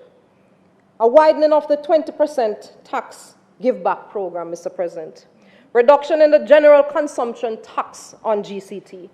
NWC water bill amnesty. Spark and reach for your community road repairs. Heart training free up to level 4. NH3 contribution refunds. Social pensions for seniors. Increased general pensions for pensioners. More JUTC AC comfort buses. Jobs, Mr. President, the lowest unemployment rate in the history of Jamaica, Mr. President. Increased minimum wages, permanent employment for government contract workers, like I mentioned, over 8,000 in the Ministry of Education and Youth. Over 8,000, over 900 in health. Employment status for security guards, Mr. President. Social security, tourism workers' pension and broader social pension, Mr. President. Paternity leave, as we speak of the need for our fathers in our children's lives. Unemployment insurance. The debt to GDP ratio, which was previously at 150% when we got the baton, is now at 74%, Mr. President. The custom bill review, reduced duties, $50 so gone to $100 that you can now purchase on online stuff. Duty-free import if you want to bring in now $1,000 instead of 500. Farmer and fisher industry insurance, Mr. President. Predator larceny under the Anti-Gang Act.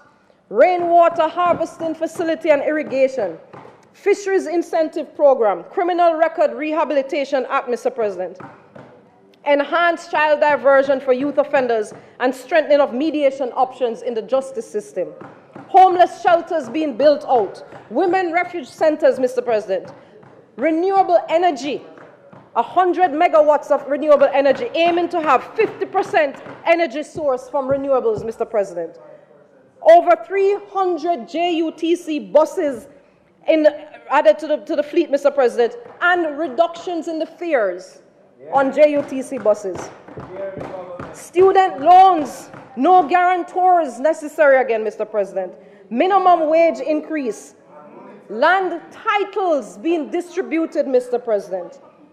The fact of the matter is, we created over 150,000 new jobs. Over 150,000 new jobs, Mr. President. And I want us to recognize, Mr. President, we recognize that this decision, this election is going to be a serious one. We know that. Recognize the times we're living in globally, Mr. President. Crises are coming after crises. Recognize that this administration, this government, led us through the storms of COVID, was able to navigate our economy when most others crashed. We climbed. We had Beryl last year, Mr. President. It was one of the most efficient management of a disaster, Mr. President, that this country has had. Totally destroyed homes got a grant of $400,000. Severely, $150,000. Minor damage, $50,000, Mr. President. They processed over $1.2 billion in checks. Another $0.2 billion is in process. Assessed over 18,862 applicants, Mr. President, in short order. partnered with the World Food Program to distribute an additional set of payments through Western Union, partnered with UNICEF to make additional payments to children under 6 years and those mothers who may be pregnant or lactating on path. Mr. President, the fact of the matter is, we have to make decisions about our leadership based on the fact that crises will come, and we have a proven record of persons who are able to navigate Jamaica through these crises. Mr. President, I'm wrapping up, but there are certain critical elements of healthcare that I must go back to.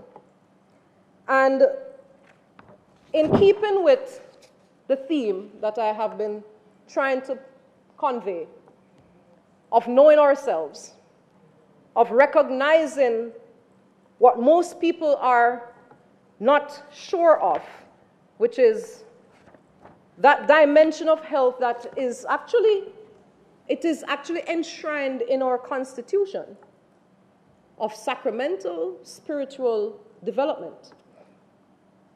But it is often misunderstood. And I just want to bring this little quote that is here. And one of the most identified spiritual practices is Buddhism. There's a misconception that Buddhism is a religion and that you worship Buddha. Buddhism is a practice like yoga. You can be a Christian and practice Buddhism. I met a Catholic priest who lives in a Buddhist monastery in France. He told me that Buddhism makes him a better Christian. I love that. And that is it, Mr. President. Our spiritual health is not religion in and of itself. It is instilling in us a sense of who we are, our purpose, and belonging to something bigger than us. And I know that Jamaica, the size that we are, we're little but we're taller. You're saying, Bob, our food, our culture can speak to that. And one of the things that I am contemplating, as based on evidence here, more and more medical evidence is showing the value of spirituality in health. It is recognized that there is significant benefit to incorporating spiritual practice at various forms into the healthcare of individuals. And so, Mr. President, on these bases, and I have here, this is a WHO chairman, the head of the WHO, basically indicating in India the declaration around ancestry and the value of ancestry and knowing our ancestry in terms of healthcare delivery.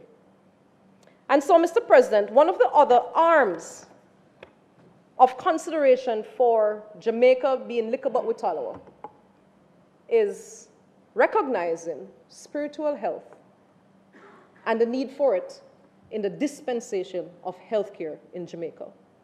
We have the precedent set. This is British Columbia. The Ministry of Health has a spiritual health arm. And this is being caught on across the globe. And so, Mr. President, this is the basis on which I plan to submit my second private member's motion, which I have discussed with the relevant ministers and persons responsible, that we consider the dispensation of spiritual health formally under the Ministry of Health and Wellness as an arm of enhancing healthcare delivery, Mr. President. I think it is needed, I think it is necessary, and I think it could be effective in enhancing the health of our people and addressing especially violence. Now, Mr. President, my last closing is this slide. And in keeping with that knowledge of who we are and where we are, this slide has AI and the other AI, ancestral intelligence. Mr. President, as we progress in this global landscape where the awareness of AI and technology is becoming so very real, I am encouraging and hoping that we keep an awareness of the other AI, our ancestry, who we are, because ultimately that is what will determine what many of us are trying to figure out in terms of the outlook of where AI is going. Let us recognize, Mr. President, that Jamaica is no small island in this global landscape. And the world is looking on in many ways at what we are doing here. And our ancestry is key to determining where we are going in our future. I thank you, Mr. President.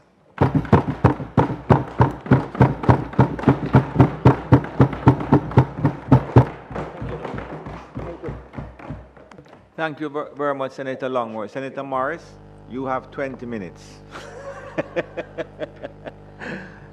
Senator Morris, of course, you know I'm joking. You are at large to make your presentation.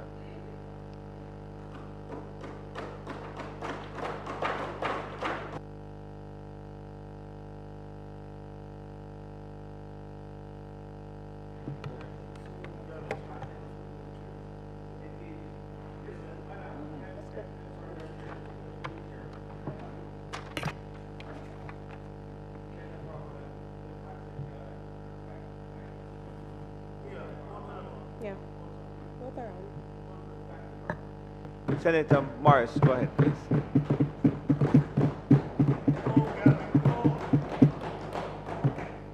Thank you, Mr. President, and thank you, colleagues. We have been here for quite a while, and I will try my best to condense this presentation. But, Mr. President, I want to outline, though, that... sorry, I noticed. Senator Allen, you're back with us. I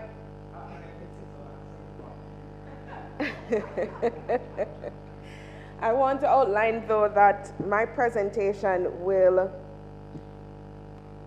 take a different tone, because I believe that the debate is called the State of the Nation for a reason, and I'm here to speak about the real state of our nation and to speak the truth. Nothing but the truth, the whole truth, so help me God.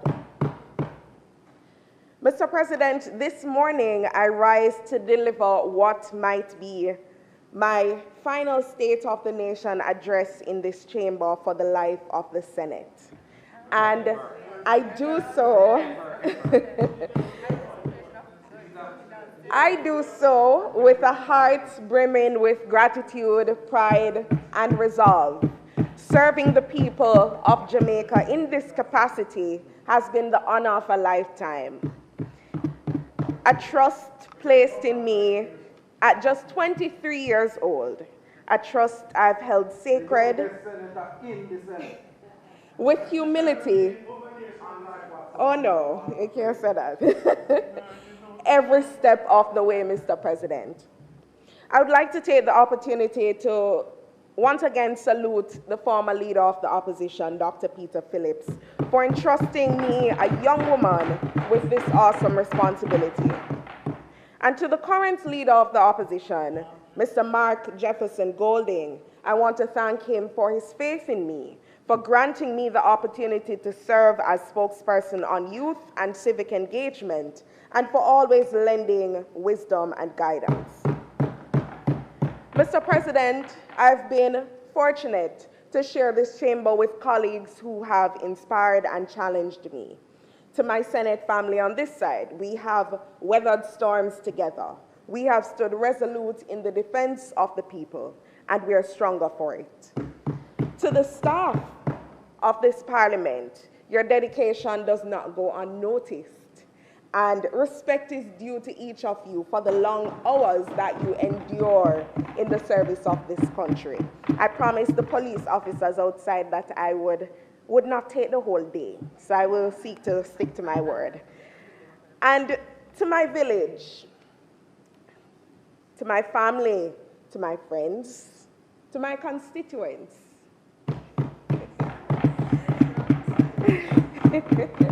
speaking it into being.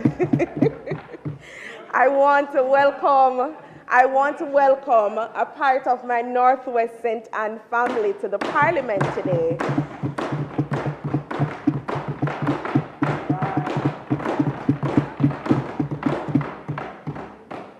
I am so happy that you could be here to hear my State of the Nation, and I want to thank you for all that you do to support the constituency, and I look forward to serving and working with you. Thank you. Yes.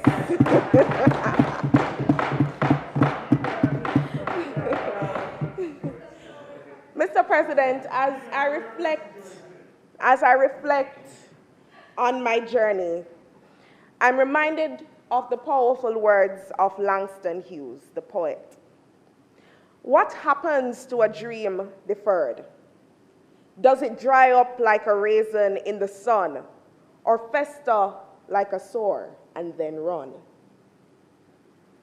Mr. President, too many Jamaicans' dreams have dried up.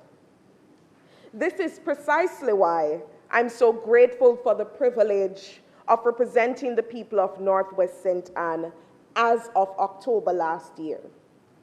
And as I engage with persons across the constituency, I notice a troubling reality. Their hopes have withered under the weight of broken promises and unfulfilled potential. We see it in their eyes.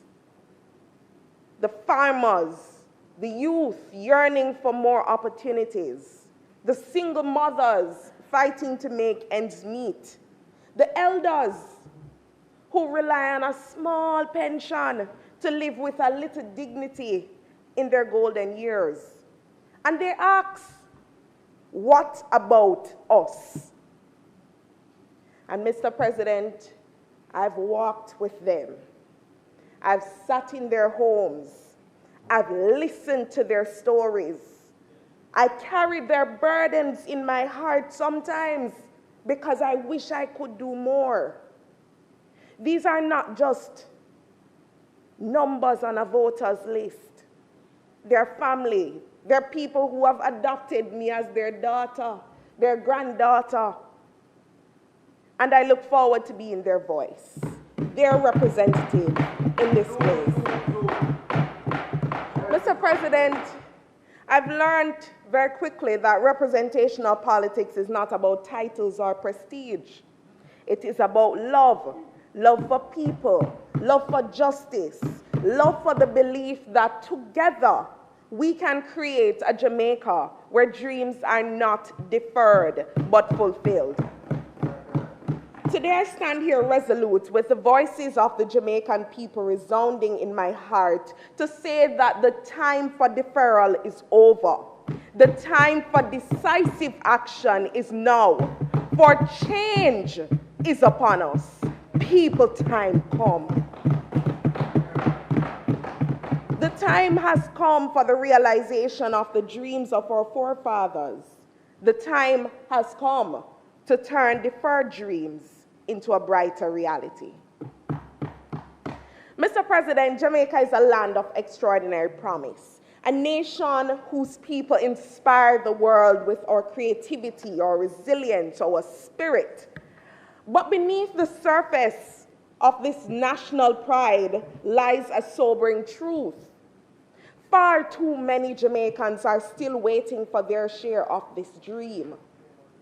This is a nation, and this is the reality, where falling ill is a curse, not just because of pain, Senator, but because our hospitals are overwhelmed and under-resourced.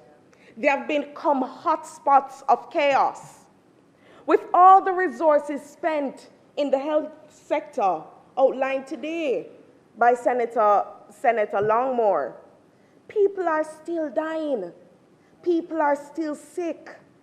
Some as they desperately try to find the comfort of sleep on hard hospital benches or chairs when they should be resting in a hospital bed.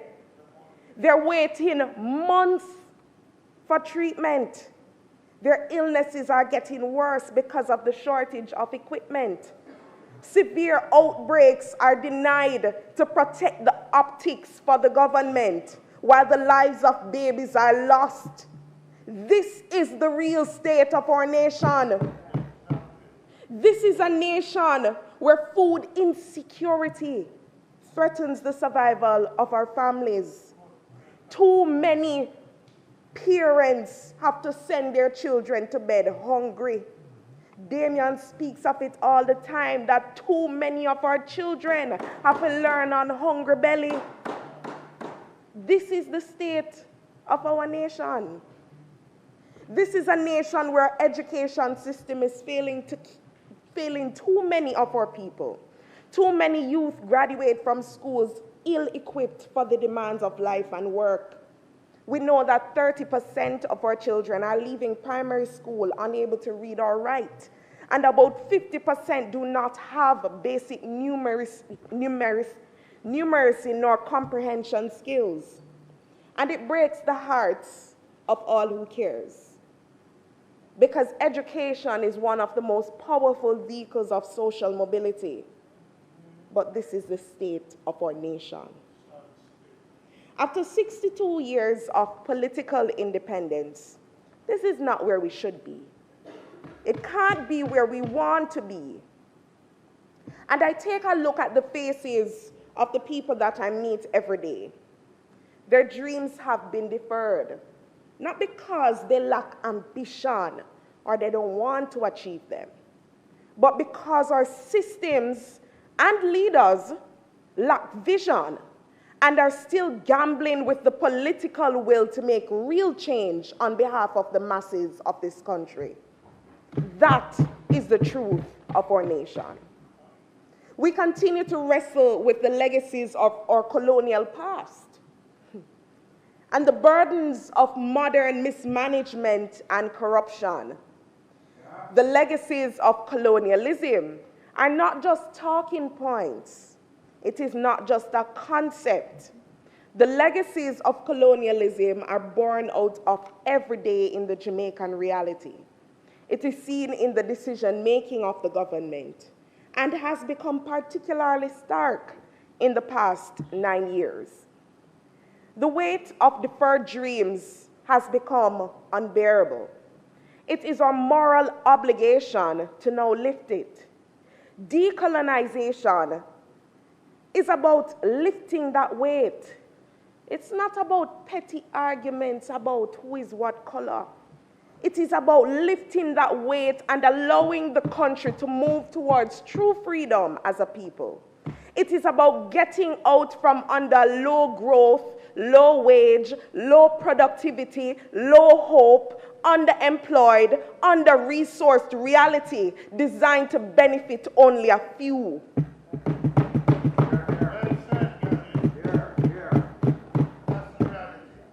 Mr. President, when the government speaks of recovery and prosperity, we have to ask, and I always ask, for whom? Because the figures tell a sobering story. Listen to this one, Senator Hill. Over the past years, over the past 5 years, our economic growth has averaged just over 1% annually. Compare this with the aspirations of Vision 2030, which called for sustained growth of 5% per year to achieve a thriving and equitable society. These are not just numbers and economic jargon. When we go to the supermarkets and can't buy the things that we did a year ago with the same amount of money, when we have to choose one bill over the other, and last Christmas dinner they'd have it just regular, that is what a 3.2 contraction in the July to September quarter feels like. It is real. And this administration promised 5 in 4. Yes, we remember 5 in 4. 5% growth in 4 years. But today, up to today, we see no such transformation. Instead, Mr. President.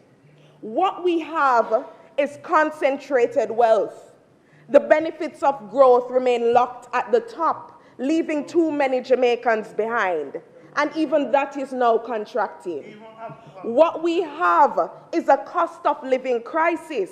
Rising prices for basic food items have forced our families to make impossible and even unhealthy food choices, Senator Longmore. What we have are stagnant wages. Wages have not kept pace with inflation, eroding the purchasing power of working Jamaicans. What we have is economic inequality, which is pervasive. The wealthiest of our population control more than 40% of our nation's wealth, while the poorest continue to struggle to survive. What we have is the job market that is stagnant. Youth unemployment continues to hover at 15%. However, many jobs are failing to provide a livable wage, or even our young people are struggling to find a job after investing so much in their education. You don't want to hear the truth, but I am going to talk it today because this is the state of our nation. What we have is our small farmers. They are struggling. Mr. President, can you allow my perfect speaker to speak? Because they don't want to hear the truth, Mr. President. Our small farmers, they are struggling. They are struggling. And the ice makers, they are suffering because we're importing ice. What we have is debt that still looms large. D-E-A-T-H, both of them. Senator Hill, this is not the vision that we were sold in 2015. We were sold a dream of prosperity. Yet for many, that dream remains deferred. And the promised prosperity keeps escaping the grasp of the ordinary Jamaican. I go back to the words of the poet Langston Hughes, who asks us of a dream deferred. Maybe it just sags like a heavy load, or does it explode? And I can already see the regular trolls on YouTube. Greetings to all of you. The opposition always attack negative. But I dare say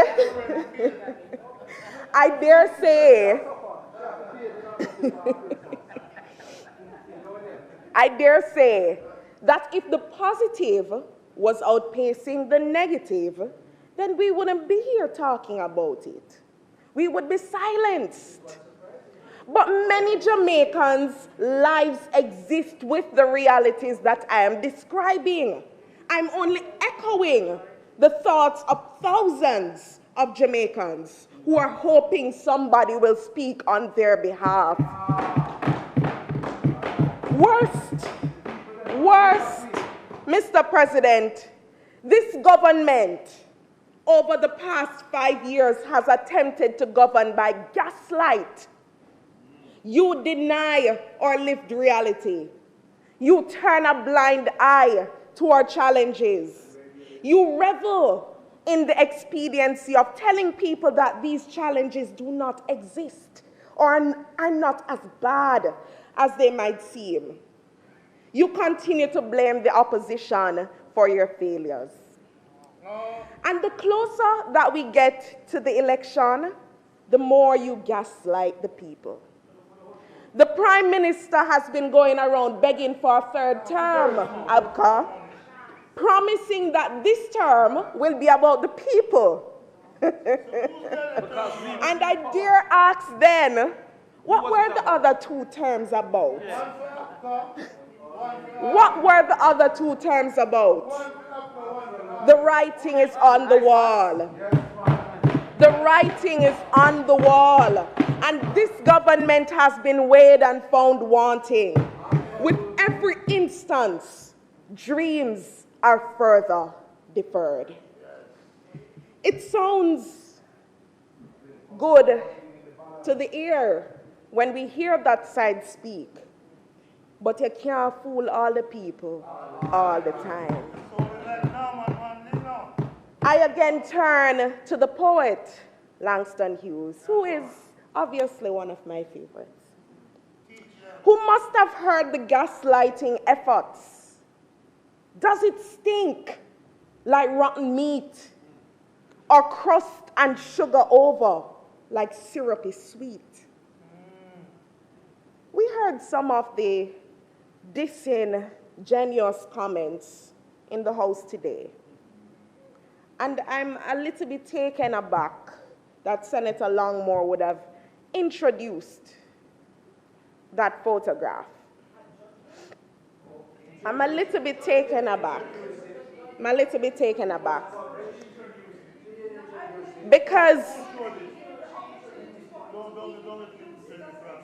Because I believe that there is an effort to be dishonest and divisive and manipulative relating to the sensitivity of race coming from that side, and it must stop. It is disgraceful. It is low. Shame. It is that side who goes on the international scale and speaks of discrimination. Yet you come here with this hateful narrative talking about allegiances when there are people on your side who are not even born here. Shame. And it will not continue. It will not continue. We on this side, we resent and we reject the diatribe that is coming from that side. For us on this side,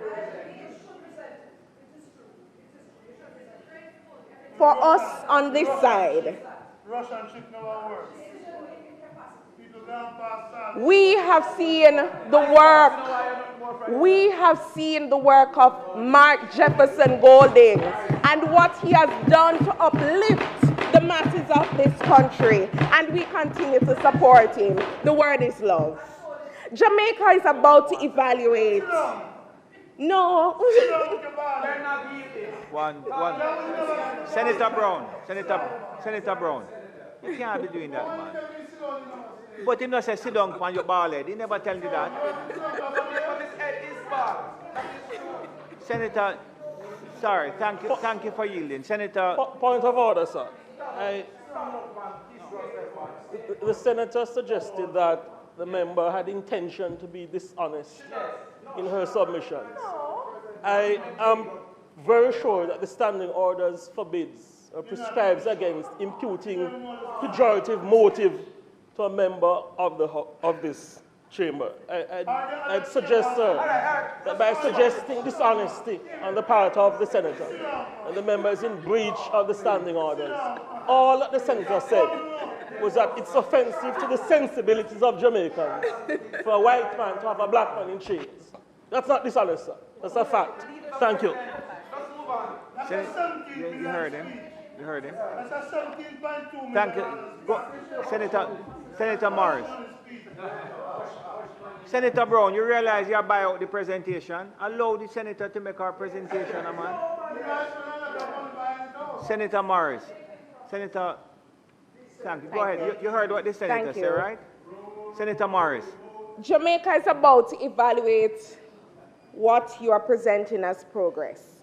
We are now deeply contemplating the route our people are being led on in the name of nation building. We must not give the opportunity to perpetuate this governance by gaslight. Jamaica will not I raise this, and listen to me carefully, because what your lies and insincerity do to an already insecure and fragile nation is dangerous. It erodes the fabric of our nationhood. It breeds mistrust. And all the lazy excuses do is keep you in denial. You fail to face up to your shortcomings, and not facing up to them will only cause you to move more slowly than necessary to solve them. That is exactly what is happening. 62 years. I listened to you. I listened to you. 62 years of independence. We are called upon. 1 minute, Senator. 1 minute, Senator. 1 minute, We are Senator called Morris. upon. Senator Morris, 1 minute. Senator Crawford. Mr. President, I understand she can take care of herself. But at the same time, Mr. President, we have to allow the speaker to be able to speak. At least for five minutes. Senator Morris. Senator Crawford, I understand that. Yes. Senator Morris, you need some protection from the bench? I'm fine, Mr. President. I'm fine. What she said? I'm fine to continue. At the same time, members, including Senator Brown, please allow the speaker to continue in peace. Thank you. 62 years into the project of independence, we are called upon to contemplate our choices, to remain in the bowels of tinkerhood, or to move forward to real change.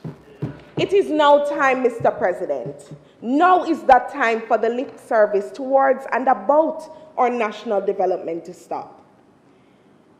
Now, Mr. President, I was not in the chamber for Senator Hill's presentation. I'm really sorry that I missed it. You don't miss nothing. But I took the time to listen.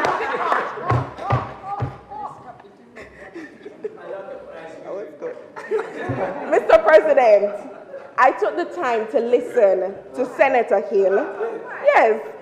And his attempt to wax lyrical in defense of his party's legacy. And as I listened, I couldn't help but cringe a little bit, because it was filled with so much blame shifting and rhetoric that seemed disconnected from the realities facing our nation. Senator Hill, like many Jamaicans, I'm tired of the blame game and the endless tit for tat. Corruption, as you outlined, is not a matter of political spin. It is a deeply rooted issue that threatens the very foundations of our democracy. It undermines trust in our institutions. It weakens our social fabric. It stalls our nation's progress. And the leader of the opposition, yes, he captured it perfectly. Corruption siphons resources from where they are needed most. It steals from our children's education. It deprives our hospitals of critical supplies and ensures that our roads remain broken. It widens inequality, diverting taxpayers' money to enrich a privileged few instead of benefiting the many. Let us be clear, corruption is not a new issue in Jamaica, but it remains persistent and pervasive, and eradicating it requires more than just lip service. It demands bold, uncompromising action.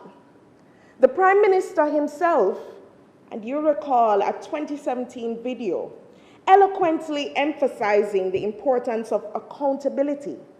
He declared that we cannot be serious about tackling corruption unless we are equally serious about identifying the who, those alleged or proven guilty of corrupt acts.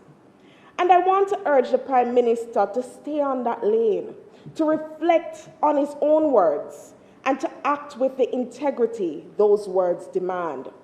Senator Longmore and Senator Hill, no matter how you want to spin it, Jamaicans deserve a Prime Minister whose declarations can stand up to scrutiny and certification.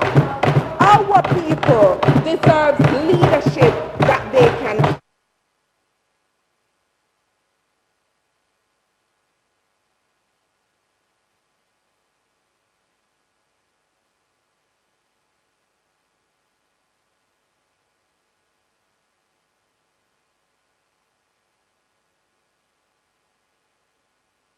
Leadership that they can trust. It is that simple.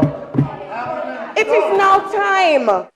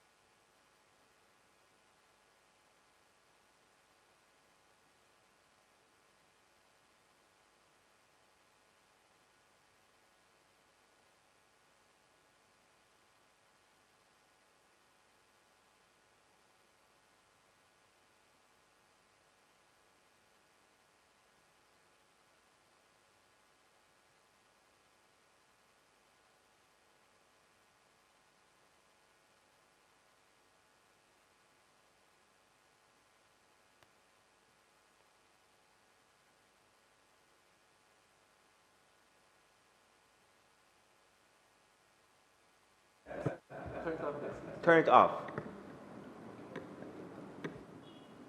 Try now. Testing. Ah, perfectly good. Excellent. Good.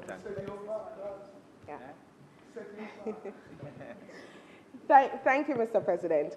Now, very soon, the people of this country will get a chance to decide their destiny for the next 5 years. And it is clear that people want change. They're tired of piecemeal policies handed out by the government to sweet up the electorate on the eve of an election. They're tired of empty promises. Yes, we haven't forgotten those promises of the first 100 days. That is the state of our nation, right here, right now. The Jamaican people deserve a real mix of fiscal discipline, economic development, productivity, social equity, and environmental sustainability. Today's debate provides an opportunity to take stock of our circumstances, to assess the impact of our policies, our initiatives, and our actions, and to chart a course for the future that will enable us to overcome the challenges that we face. This go-round, it must be ideological. We have to start by assessing our belief systems at their core. Because the truth is, the Jamaican people are tired. Many of them have lost their way. Some simply drop hand. We hear the sentiments all the time when we go on the road, Damien. We're not in the politics thing. Nothing not change. And this go round, we face the reality of seeing Jamaica stand still in the upcoming election. Why? Because many have lost faith. After years of dashed hopes, after years of contending with a system that seems to work against them in many ways, they have come to believe that all that is possible is growth that is low and slow, approaches that are wrong and strong, and systems that favor might over right. This is what we have become accustomed to in the last 9 years. Time comes for a government that will focus on the implementation of policies that will bridge the gap between the privileged and marginalized. Jamaicans deserve a government that will ensure that every Jamaican has a fair shot at success. This is what we on this side believe. Our plans move the needle forward to the benefit of all, not just some. Moving our plans definitively from the principles of trickle-down economics, which have failed to deliver the prosperity to the masses, is our aim. Time has come. Leader.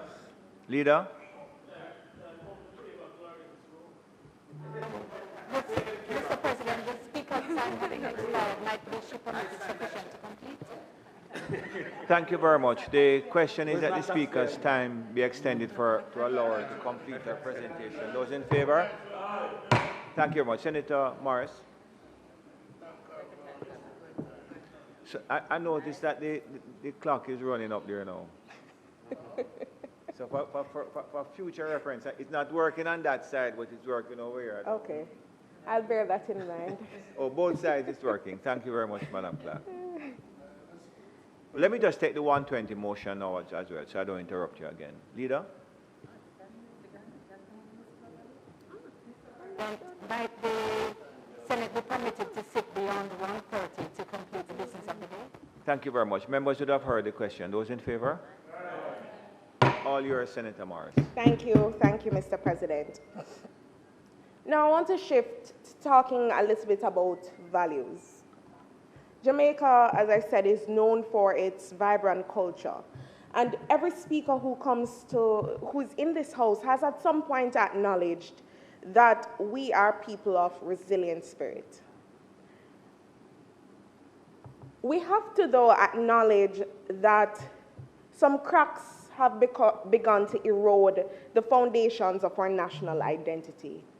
And the values that once described us, once defined us, hard work, integrity, independence, and respect, have somehow been overshadowed by troubling norms, such as this dunce culture. We hear it in the music, the normalization of violence. These shifts threaten not just our social fabric, but our economic and national development. And all of this, I believe, is grounded in strengthening and promoting Jamaican culture. This is why many of our young people work and operate. The plan for culture on this side, it is grounded in solidifying who we are and who we want to be. To do this, we must invest in our culture and its expressions, nurture greatness, use the cultural norms to achieve our sustainable development goals, and go for growth. We will present good governance for the cultural sector. Most of all, we'll be grounding our culture locally and taking it further globally. How then can we fail if we do this? These are the plans that we have that will take us to where we want our state of the nation to be. If we want to build a Jamaica where every citizen has the opportunity to thrive, we must reset our values and attitudes. A society rooted in hard work and independence fosters productivity, innovation, and resilience. Respect and integrity build trust and collaboration, essential for thriving democracy and economy. Changing the values and attitudes of a nation is no small task, we agree, but it is critical to unlocking Jamaica's full potential. The eternal question for us, though, is how? How? This, I believe, requires a multifaceted approach anchored in education, engagement, and leadership to reignite discipline and accountability, and a collective commitment to progress. The plans and programs in social transformation, culture, and citizen security that we have been engaged in provides answers to that question. We all know what needs to be done, but we are now focused on how, and we look forward to sharing that with Jamaica at just the right time. One of the critical pieces of that puzzle is the engagement of our young people. Mr. President, one of the greatest disservices that we have done to youth is selling them a dream that work hard, be on your best behavior, education will carry you through and guarantee success. But the reality for many of our young people is far different. Yes, unemployment remains a challenge, even with the data that we're seeing. But it is underemployment, working hard but barely earning enough to survive, that is robbing many of our young people of the dignity and of hope and of the possibility of thriving. The reality is felt acutely in industries like the BPO sector, where many workers, most of them young people, have to endure long hours. They have precarious contracts and limited job security, only to see job cuts erode what little stability they already had. Time come for a renewed focus on worker rights, ensuring that all Jamaicans have access to fair wages, safe working conditions, and opportunities for advancement. It is not enough to just create jobs. Yes, it is good, but we must have meaningful, sustainable employment that allows our youth to build lives of independence and prosperity. In particular, what we would like to see is a framework for independent workers and those in the gig economy, those seen as informal in the changing world of work. That is something that we need, a framework. Many of them are young people who are looking at more novel ways of working, moving outside of the traditional framework. We have to engage them.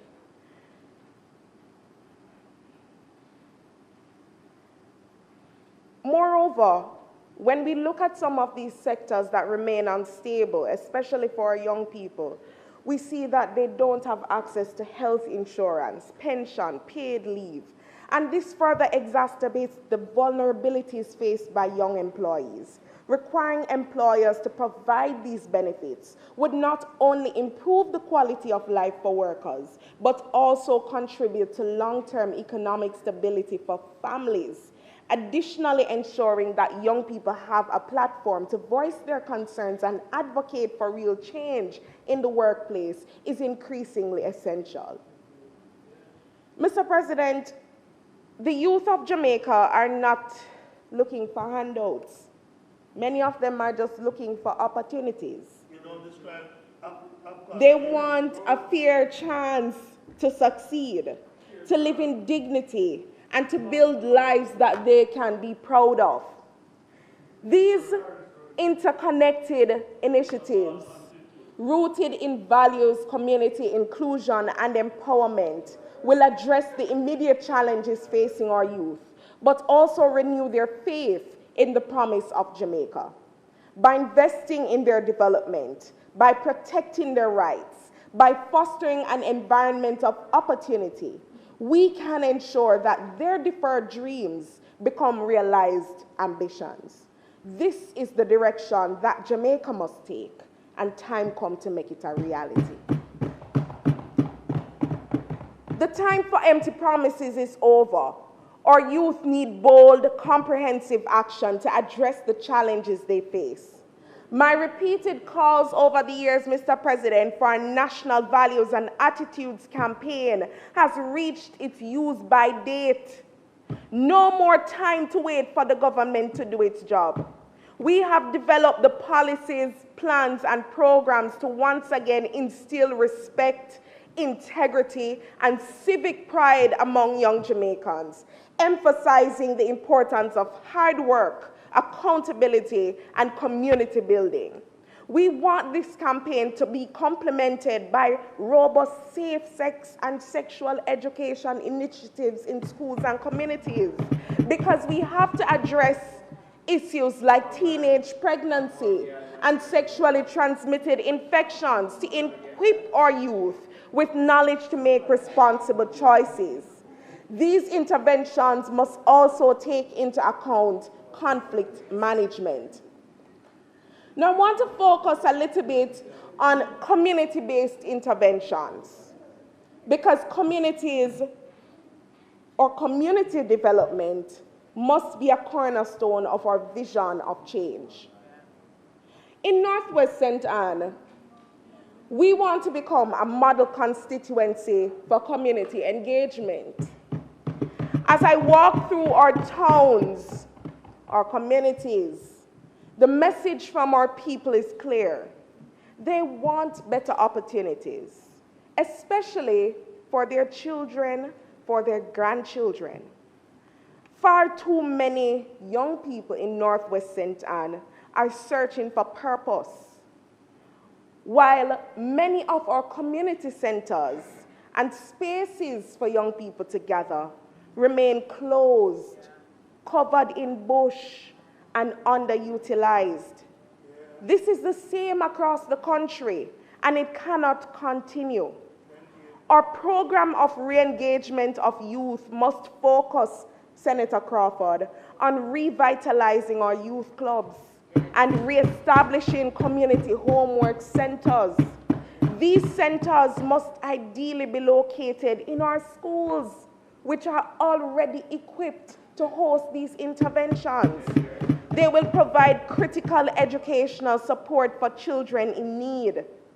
In Northwest St. Anne as well, Mr. President, we're committed to continuing the transformative Second Chance initiative, which is something that we hope will be replicated across the country. This was introduced by then MP Dayton Campbell in 2012.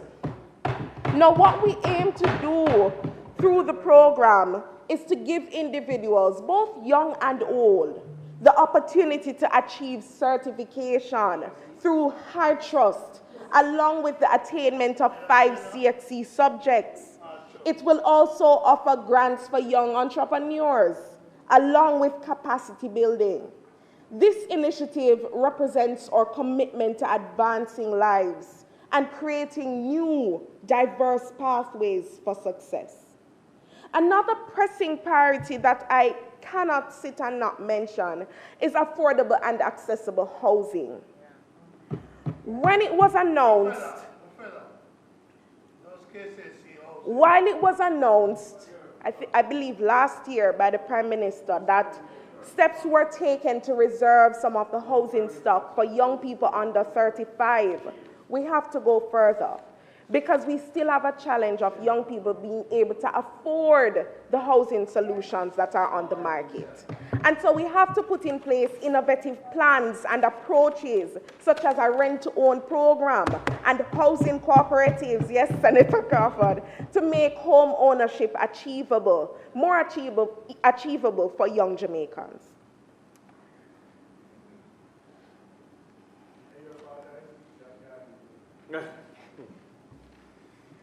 Remember, I can write every speech over there. Inclusion must also be an important pillar as we seek to build a country that takes into consideration people from all walks of life. I spoke earlier about the challenge of food insecurity and how it affects our children, our young people. Hunger should never be a barrier for education. And a few weeks ago, I moved a motion for the implementation of a national school nutrition policy, advocating for healthy, affordable food options for students who are most in need. To make this vision a reality, we see value in partnership between the Ministry of Education, the Ministry of Health, and local farmers by collaborating with CASE and other agricultural stakeholders. We want to see the rollout of a national school feeding policy that ensures that every child receives a nutritious meal daily, bridging the gap between classroom learning and healthy living. We've been saying to be implemented for a number of years now, and all we're asking is for it to be implemented once and for all. Just do it. Gabby, and bring your motion to the floor. Tell them to bring the motion. And bring the motion so that we can debate it and move forward. That's all we are asking. That's all we are asking. Lovely. Bring the motion, bring it Mr. President, one of my final points revolves around rural development. Rural Jamaica has long been the backbone of our nation's economy, culture, and identity. Yet, rural communities remain underserved and overlooked. In Northwest St. Anne, the challenges are glaring: poorly maintained roads, limited access to water, and insufficient support for our farmers who continue to work tirelessly to feed the nation. If Jamaica is to move forward, then rural development must be a national priority. And I'm proud to hear that the next government will prioritize rural development. Good roads, Mr. President, they are lifelines in rural communities, connecting farmers to markets, children to schools, and residents to essential services. In Northwest St. Anne and other rural communities across the country, crumbling infrastructure has left too many communities cut off from opportunities and out of reach.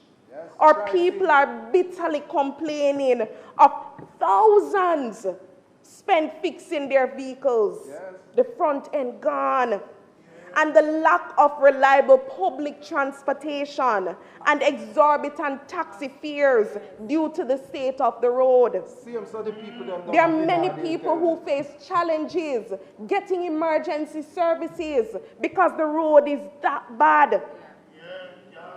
The next government has committed to re-establishing a road maintenance fund, or re-establishing a road maintenance fund that will support rehabilitation of the road network across the country. Yes, I'm talking about that same road maintenance fund that was shut down in 2017. This fund also has to prioritize communities that has been neglected for far too long. We can't simply be patching the roads every time. We have to ensure that our roads are built to last, designed to withstand weather conditions, which we are familiar with in rural Jamaica, and are maintained over time. This is what we need to see, Mr. President. Agricultural development as well is key to unlocking economic growth in rural Jamaica. And we must do more to empower farmers. We must do more to ensure that they have the resources and the support to thrive. The next government, we have committed to providing training, access to modern farming technology, and affordable financing to encourage innovation and sustainability in the agricultural sector. We want to look specifically at women farmers who are critical to food production in rural Jamaica. We want them to benefit from targeted programs that provide grants, technical support, and access to land. Additionally, we want to work to strengthen our agricultural cooperatives and expand opportunities for rural farmers to access local and international markets, ensuring that they receive fair prices for their produce. Access to water. It remains one of the most pressing challenges for rural communities. In fact, Mr. President, in Northwest St. Anne, I hear the cries too often. Too many families are still relying on inconsistent water supply, forcing them to have to purchase water sometime with exorbitant cost. The next government has committed to investing in modern water infrastructure, such as reservoirs, wells, and rainwater harvesting systems. We will also work with community organizations to ensure sustainable water management practices, because we have to teach our people to take care of the resources that they have. Many rural communities, we're looking forward, you know, Senator, forward. And we're ready to do the work. Many rural communities as well rely on clinics as the main source of health care. In Northwest Centre, for example, I've already lamented the state of the clinics, especially those in Runaway Bay and Bamboo. Yes. The promised updates since that time still have not come. Absolutely. And another suggestion that I want to place on the table that is ideal especially for rural communities is to adopt the preventative healthcare model that we see being practiced in countries such as Cuba. And we hear mention of some of the preventative techniques that are being used. But all we're asking is to broaden the scope. Let us increase the number of community health aides and provide mobile health clinics. Let us do more. I did the math. And we're agreeing, but that is, listen, for the paper. That is almost one aide. No, hold on. You've had enough time. That's almost what? 1,000 patients, 1,000 plus patients to one aide. And what we're saying, we're grateful for the increase.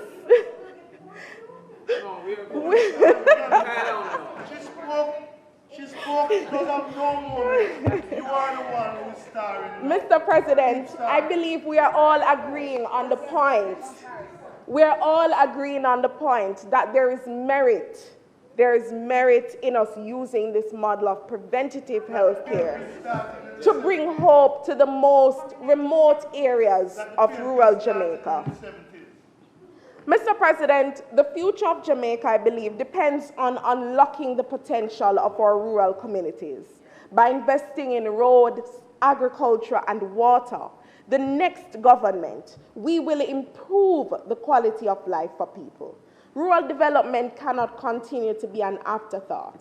It is necessary for building a more inclusive, prosperous, and resilient Jamaica. In closing, we stand at a defining crossroads in our history.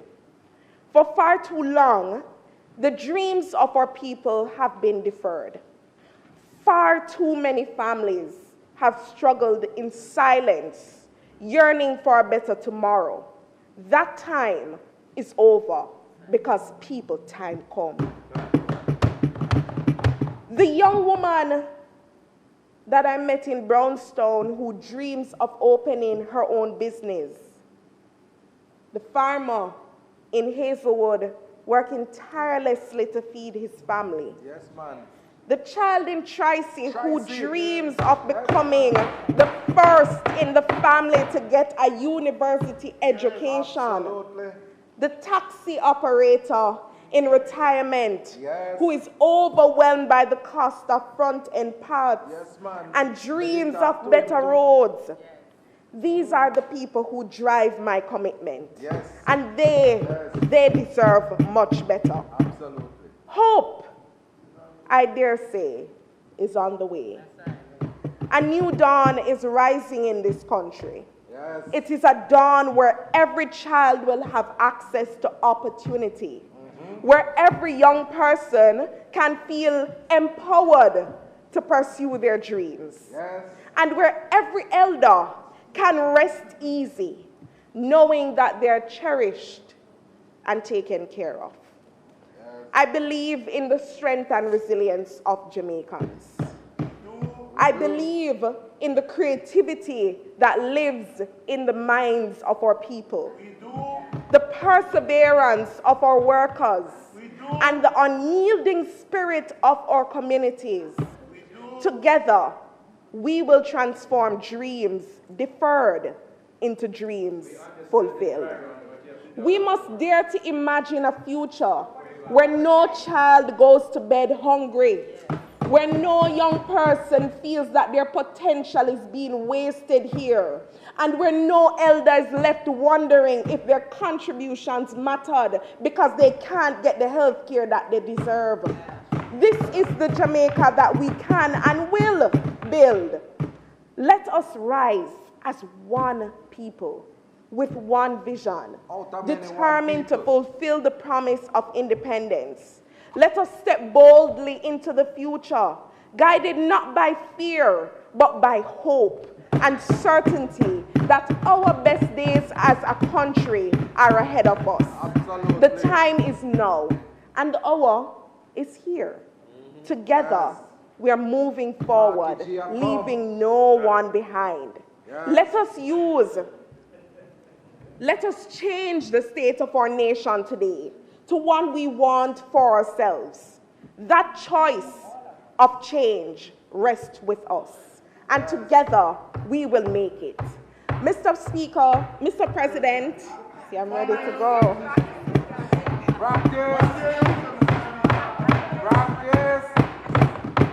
I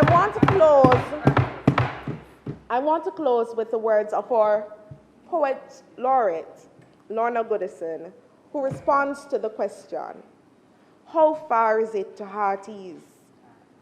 Believe, believe, and believe this, that I know how far Hearties is. Mr. President, Hearties is right around the corner. With good choices, Hearties, time come.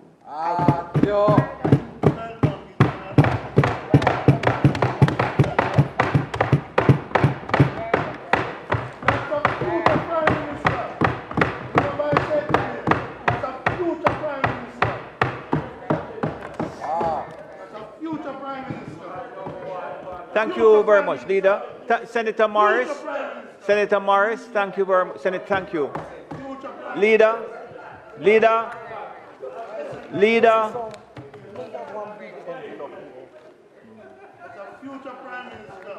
Mr. President, may I thank our contributors to the State of the Nation for their interventions today and ask for suspension of the State of the Nation debate. The question is that the State of the Nation debate be suspended for a date to be fixed. Those in favor? Aye. Thank you. And I will speak next week. It is not intended to do any further business today. Might the Senate be adjourned for a date to be fixed? Thank you very much. Just one brief announcement. The meeting that I had proposed with the Integrity Commission, it is proposed to have it next week, Friday at 9 o'clock, subject to the availability of the officer from the Integrity Commission, and everyone is invited to that meeting. It will be held under the time usually reserved for the Standing Orders Committee. So the Standing Orders Committee is inviting everybody to join us then. The ladies from St. Anne's Bay, from St. Anne's, make sure you drive carefully and go over. And if you are in the driver is there, well, you try and make sure you carry the people them safe here, and don't bother with the racing on the road. Thank you very much for coming. We appreciate it. Always nice to see you. And when you get a chance, you come back to see us again, okay? Thank you very much. All right. Come back and we will be over there the next time. This meeting of the Honorable Senate is adjourned for a date to be fixed.